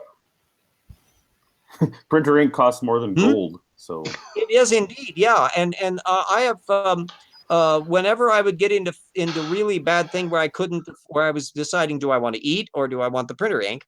It's a thing where I would have to put everything into pending files. So PDFs aren't a problem. I can dump them into a file, but anything that I would normally be printing up, I would have to copy it. Word document, which I have vast amounts of these stupid Word documents. All the material is plugged into the bibliography, so I've kept track of it that way. But the actual physical copy that I would normally be printing up and putting on my data stacks down in the basement where I sort all the material out for the project, I can't do because I've got a backlog of printing material. And the other worst thing is if I lose track of stuff, I'm plowing through while I'm writing oh, by the way, I'm writing the sequel to the Phileas Fogg novel. That's what I'm working on in the wee hours. And so when I'm doing that at night to keep my brain from frying from worry, I'm doing the data backlog for the TIP project. So there's the major technical journals that are coming in and the various anti-evolution stuff that I monitor. And then I'm also whittling down on the massive backlog of material from 5, 10, 15 years ago in some cases that I wasn't able to put into the system before because I was too busy working. Rulin James RJ, yep, that's who I am. Yeah, and my stupid picture mug, I use the same damn one. That's a picture my dear sweet niece over in Seattle did a few years back when we had a dinner over here, and it worked fine for me. I have to do a hell of a lot on no budget, so I figure, hey, this is what I look like. I'm going to live with it. There you go. The thing about the methods approach, and you'll see that in reading Slam Dunk, is I'm taking that literally. If you look at people who believe things, that have cranial blockage of the rectum, they believe things that aren't true. If you look at the source methods rather than what they're talking about in terms of their doctrine, you'll see every one of them is making the same level of basic fundamental methods mistakes and cognitive mistakes. And when you know that, then when you are tackling somebody, you ask source methods questions to find out what source base are they using and did they fact check them. And the people who believe things that aren't true have never bothered to fact check anything. And so you can approach all issues from that methods approach. And Cy can see when I'm online with Twitter that although I may discuss other issues during the course of the tweets, I will get around to asking that killer source question. And boy, that shuts them up in a hurry. They can handle insult. Creationists can be disparaged. They can be told that they're worshiping a talking snake, and that they have no problem with. But try to deal with source methods questions, and they shrivel up because it's a game they can't play. Play it, the more we need to do that. Plus, I've got a YouTube channel that I've started up, and as yet, some of them don't have as many views as I have subscribers, so that's telling me something. I measure everything, damn it, including my own failures. No one does, RJ. No one does. Well, I mean, if I were a cat playing a piano, I could probably make it into the big time. But one of the things that I do hope, if anybody has questions that they would like me to do a video on, drop it off in the comment section at the tip website. That's what you can easily do. And I'll say, boy, that's an interesting question. And I'll put up some information at the site, but I'll do a video on it. Pick my brain, use me. I've got 40,000 sources in my bibliography, 20,000 technical papers. I've got 8,000 anti-evolution stuff. I've read more creationism material than the average creationist knows is even out there. So I want to be made use of to enjoy my posthumous fame. So you would prefer me to donate to GoFundMe? Whatever you can pull off, Buckaroo, I will be delighted. You've already donated in one way. You bought 2 books, and I hope you will not be disappointed with them. I think you'll have good reads from both. Yeah, no, I'm enjoying it. I'm enjoying it so far. Like no BS. I absolutely love Around the World in 80 Days, and I like steampunk. That's my guilty pleasure. So far, it's tickling both of my fancies. I don't know if you're familiar with Philip Jose Farmer's novel, The Other Log of Phileas Fogg. That was a kind of early steampunk thing. It was a science fiction retelling of Around the World in 80 Days that I read before you were born, probably. It came out in the early 70s. And I liked the idea of it. Book. It had Passepartout and Phileas Fogg, both aliens, and they were engaged in a proxy war with other aliens over this teleporter device. And it was a big potboiler plot. I didn't particularly like it.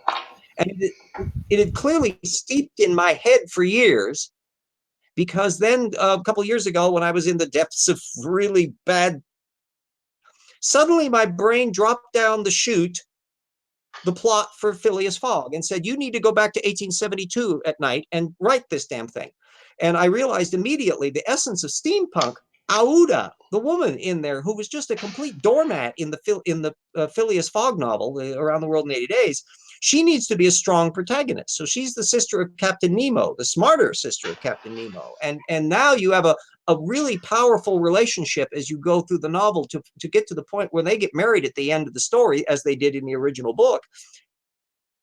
They've earned that relationship. They've got something really interesting kicking going. Plus, you've got weaponry, electric guns, and submarines, and the thing that's in Chicago that I can't tell you anything about, so I won't spoiler alert on it.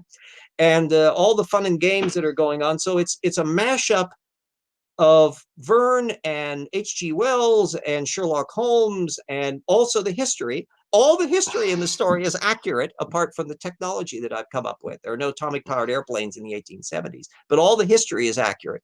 And you won't ever need to read the original Verne novel, because everything in the original Verne novel is embedded in my story, but done in a way that it won't ever mean the same thing, because I've changed the context of it all. So there I've just gone on a rant. It was an informative rant, so we will not criticize. But Yeah, I love the characters. I love the. Oddly enough, I'm very proud of the fact that my very picky religious nephew-in-law, who reads science fiction voraciously, begrudgingly admitted after he had read the draft of it that he liked it. That his favorite character is the one I created, Thomasina Maker, who you'll have to read halfway into the book to find her. But the ex-slave super genius who is with Uda are the two techno geeks in the story. And I'm rather proud of the fact that a purely fictional character that I created was the one that he really loved the most, and he insisted she's going to be back in the second novel, right? And I said, yep. She's not going away. all right. Well, very good. That, I must admit, was possibly one of the most shameless of shameless plugs. Excellent. Well, I plead totally guilty to desperate shameless, so hand it to somebody else to plug. Seamless, I think, is next in line. notice nobody notice nobody cut you short. We're happy to hear it. Actually, going by the icons, it is too bad our friend Paul's not here. Such a pity. Yeah. All right, Paul, you're up. Tell us how cool you are, what you do, about your channel, and all that kind of thing. PAULOGIA. Search for that if you like. I have a YouTube channel, and otherwise, what else is there to know? Cartoon face. There you go. Actually, since I'm talking to people I'm a fan of, Paul, that ham and egg song that you play is constantly stuck in my head. Oh yeah. Earworm, yes. Oh yeah. That's. I'm so glad. Just because it's the stupid song that made me do. I found the song, and then I had to do the video series to use the song. So you just have to hear it once, and it's stuck in your head, Paul. You know that, right? No, I hum it all day. I'm walking to the break room for water, and I'm like, ham and eggs, flip 'em, flop 'em, ham and eggs. Perfect. That's excellent. And I'm the grumpy IT guy at work, so like people see me singing this song coming down, they really think I've lost it. So that scares people. Awesome. All right. All right. Well, moving on. There was some good feedback, huh, Paul? All right. That's perfect. Siwas, over to you. Tell us how cool you are, what you do, et cetera, and stuff like that. Oh, thank you very much. My YouTube channel is Simus Funk, and I've There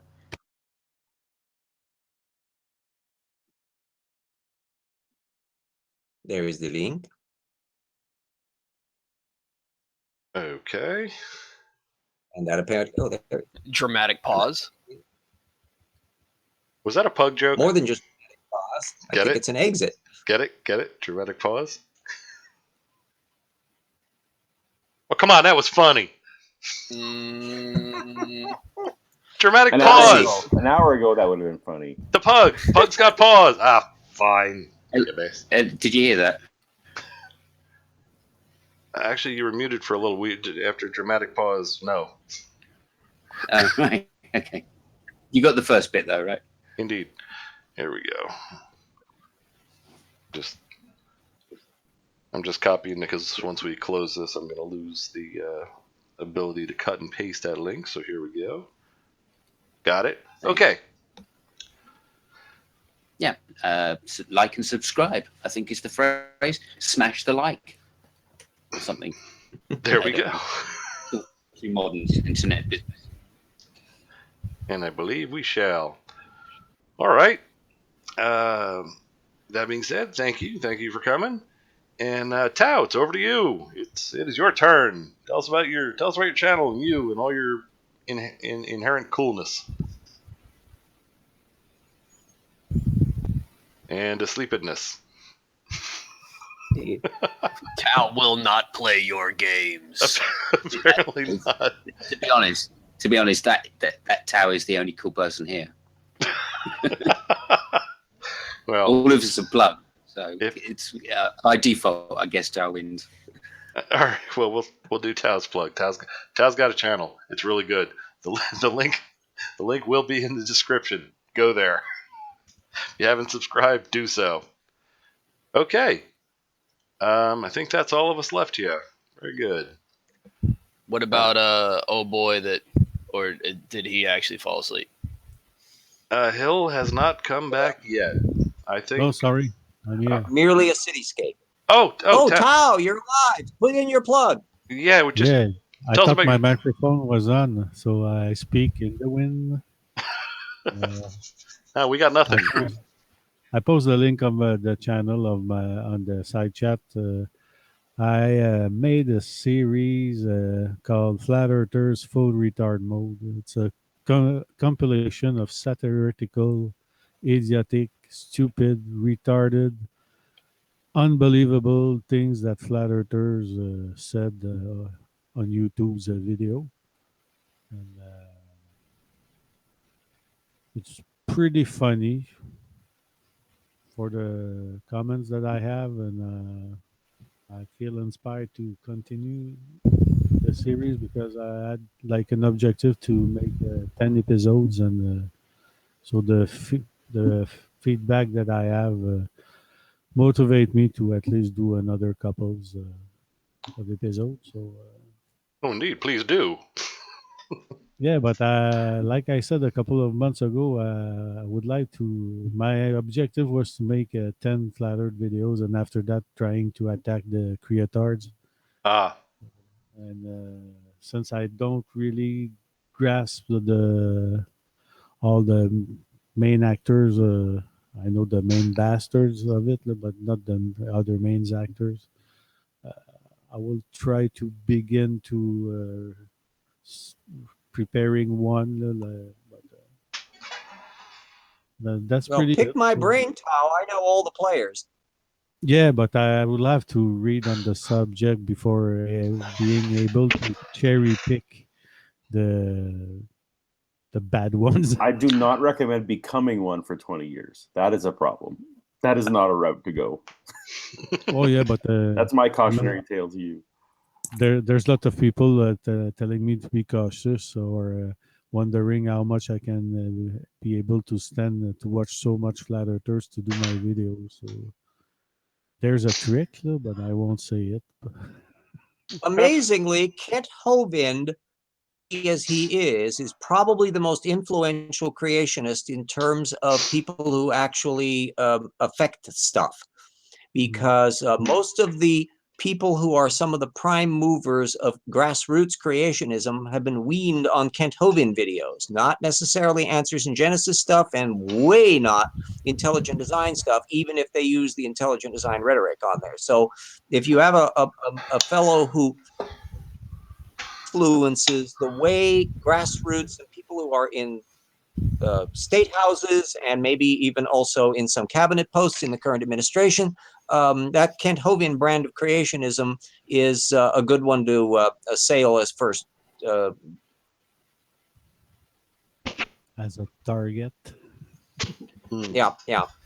I bump into Kent Hovindistas all the time, in just locally and elsewhere, and even the people who were involved in the Dover case in the last allegedly intelligent design thing. Although Pandas and People was the book that was the controversial thing, Kent Hovind style reasoning is percolating right below the surface there. If you just scratch a little, and there were people who were tossing around Kent Hovind videos and occasionally even book stuff, and intelligent designers will just put their arm around them and coddle them, and they never ask what their bloody sources are. So yeah, and Kent Hovind embodies all of the worst aspects of parasitical creationism, of people who simply copy other people's arguments and never do any of the thinking through itself. So, and he's entertainingly stupid, even more so than Ken Ham. Oh, dude, he is bad. He is really bad. I encountered Kent Hovind when he was new, back in the 90s, and nobody had heard of him at that time. This was way before he got to be as popular. He was still spewing out videos, but he wasn't widely known, and even the people at the National Center for Science Education weren't really paying any attention to him. But he came on my scope in the 1990s, and I've been following him ever since. He was cited on a chick track I read when I was a kid. Somebody put a chick track in my Halloween bag. Yeah, the Big Daddy thing. That Kent Hovind was the science expert that Chick was relying on for his paleontology stuff on Lucy, the Australopithecines, and all that. And you still see chick tracks popping up on Twitter. People who are talking about it and put up little images from that, and we go, oh yeah, that they're channeling Kent Hovind. Yeah. The other weird aspect, you see, flat earthers are demographically irrelevant. They're outliers. They're very, very peripheral. They're not notable in the creationism movement. Geocentrists are a little bit different. I've got a section in tip 1.7 where I go into the Kansas standards, because the guy that actually wrote the anti-evolution standards for the state of Kansas in 1999 is not convinced the earth revolves around the sun. I've forgotten his name, not McLeroy. He's the Texas guy. It just fled me. And earlier in the creation science movement in the 1980s, Ellendorf, I think his name was, a very conservative Roman Catholic geocentrist. He was the guy who was behind the equal time legislation rules that were trying to be put in Tennessee and Arkansas and all the rest. So although they're very limited in numbers and they're not widely known or even necessarily respected in creationism circles, geocentric kind of analysis pops up surreptitiously in the anti-evolution movement way more than you would ever find a flat earther. All right. Very good. Okay. Looks to me like we covered everybody in shameless plugs, and there's no one left. We give Hill one more call. Sorry for my hogging shameless plugs when I did, but I talk a lot. We do what we must, and no one's told you to There's climb one up more. yet. There's one more, which is Side Strike, right?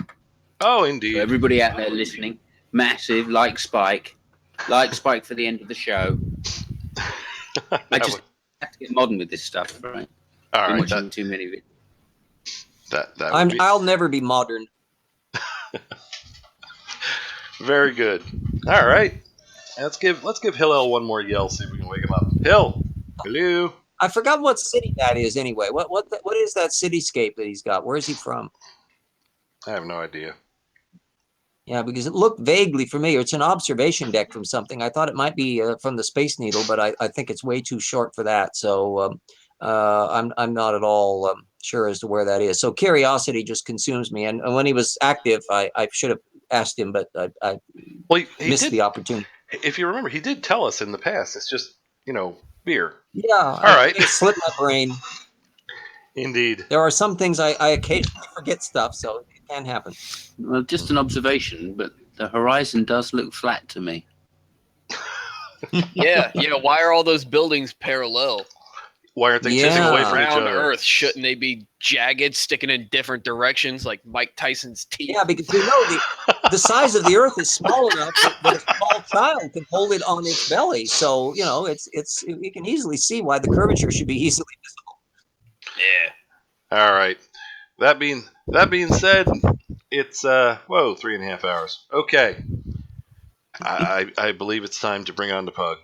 Thank you everybody for joining on the panel. Thanks everybody for watching and commenting. I'm even with those two videos, I think we all had a fine time. Here comes the pug. Thank you everybody.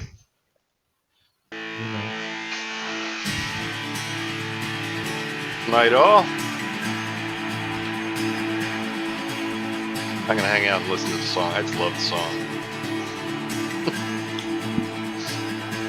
No, look at his little puggy face. Oh yeah.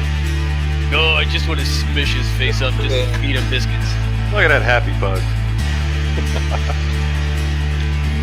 Well, it's got the big baby eyes too. That's a pushover. We vertebrates are extremely taken by organisms with large eyeballs, unless there are too many of them, which is why we find spiders creepy.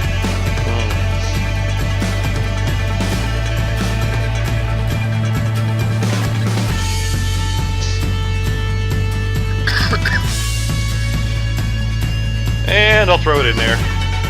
Here's Buster when he was a baby pug sitting on my dad. Wow, that is certainly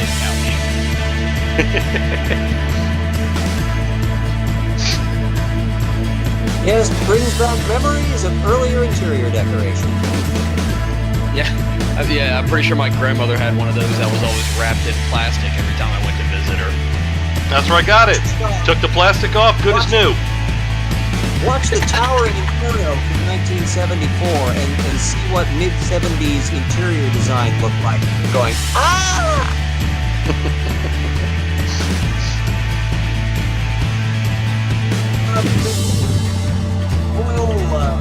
Wallpaper, and it was interesting, and all of that looked normal at the time. And all flammable. Oh, well, yes, they were just starting to get into the, oh no, it's not a good idea to have asbestos stuff at that time. And now, of course, it's really important. I think I got asbestos tile all over the place in the house. If we were ever taken over by anybody else, they'd have to gut the damn place. Bring in hazmat. All right, gentlemen, I'm gonna go watch some Star Trek. Ooh, which Star Trek? Oh, TNG. All right. They showed that on BBC, I think, back when I was still having television. My cable is at the moment out of. Netflix added them all, so I'm just marathoning every series. So I did the original. Well, I watched it all when it was live. All right. Yeah. Oh, We can't all be that cool, James. Fino, his full name is Buster the Atheist Pug. Good night, all.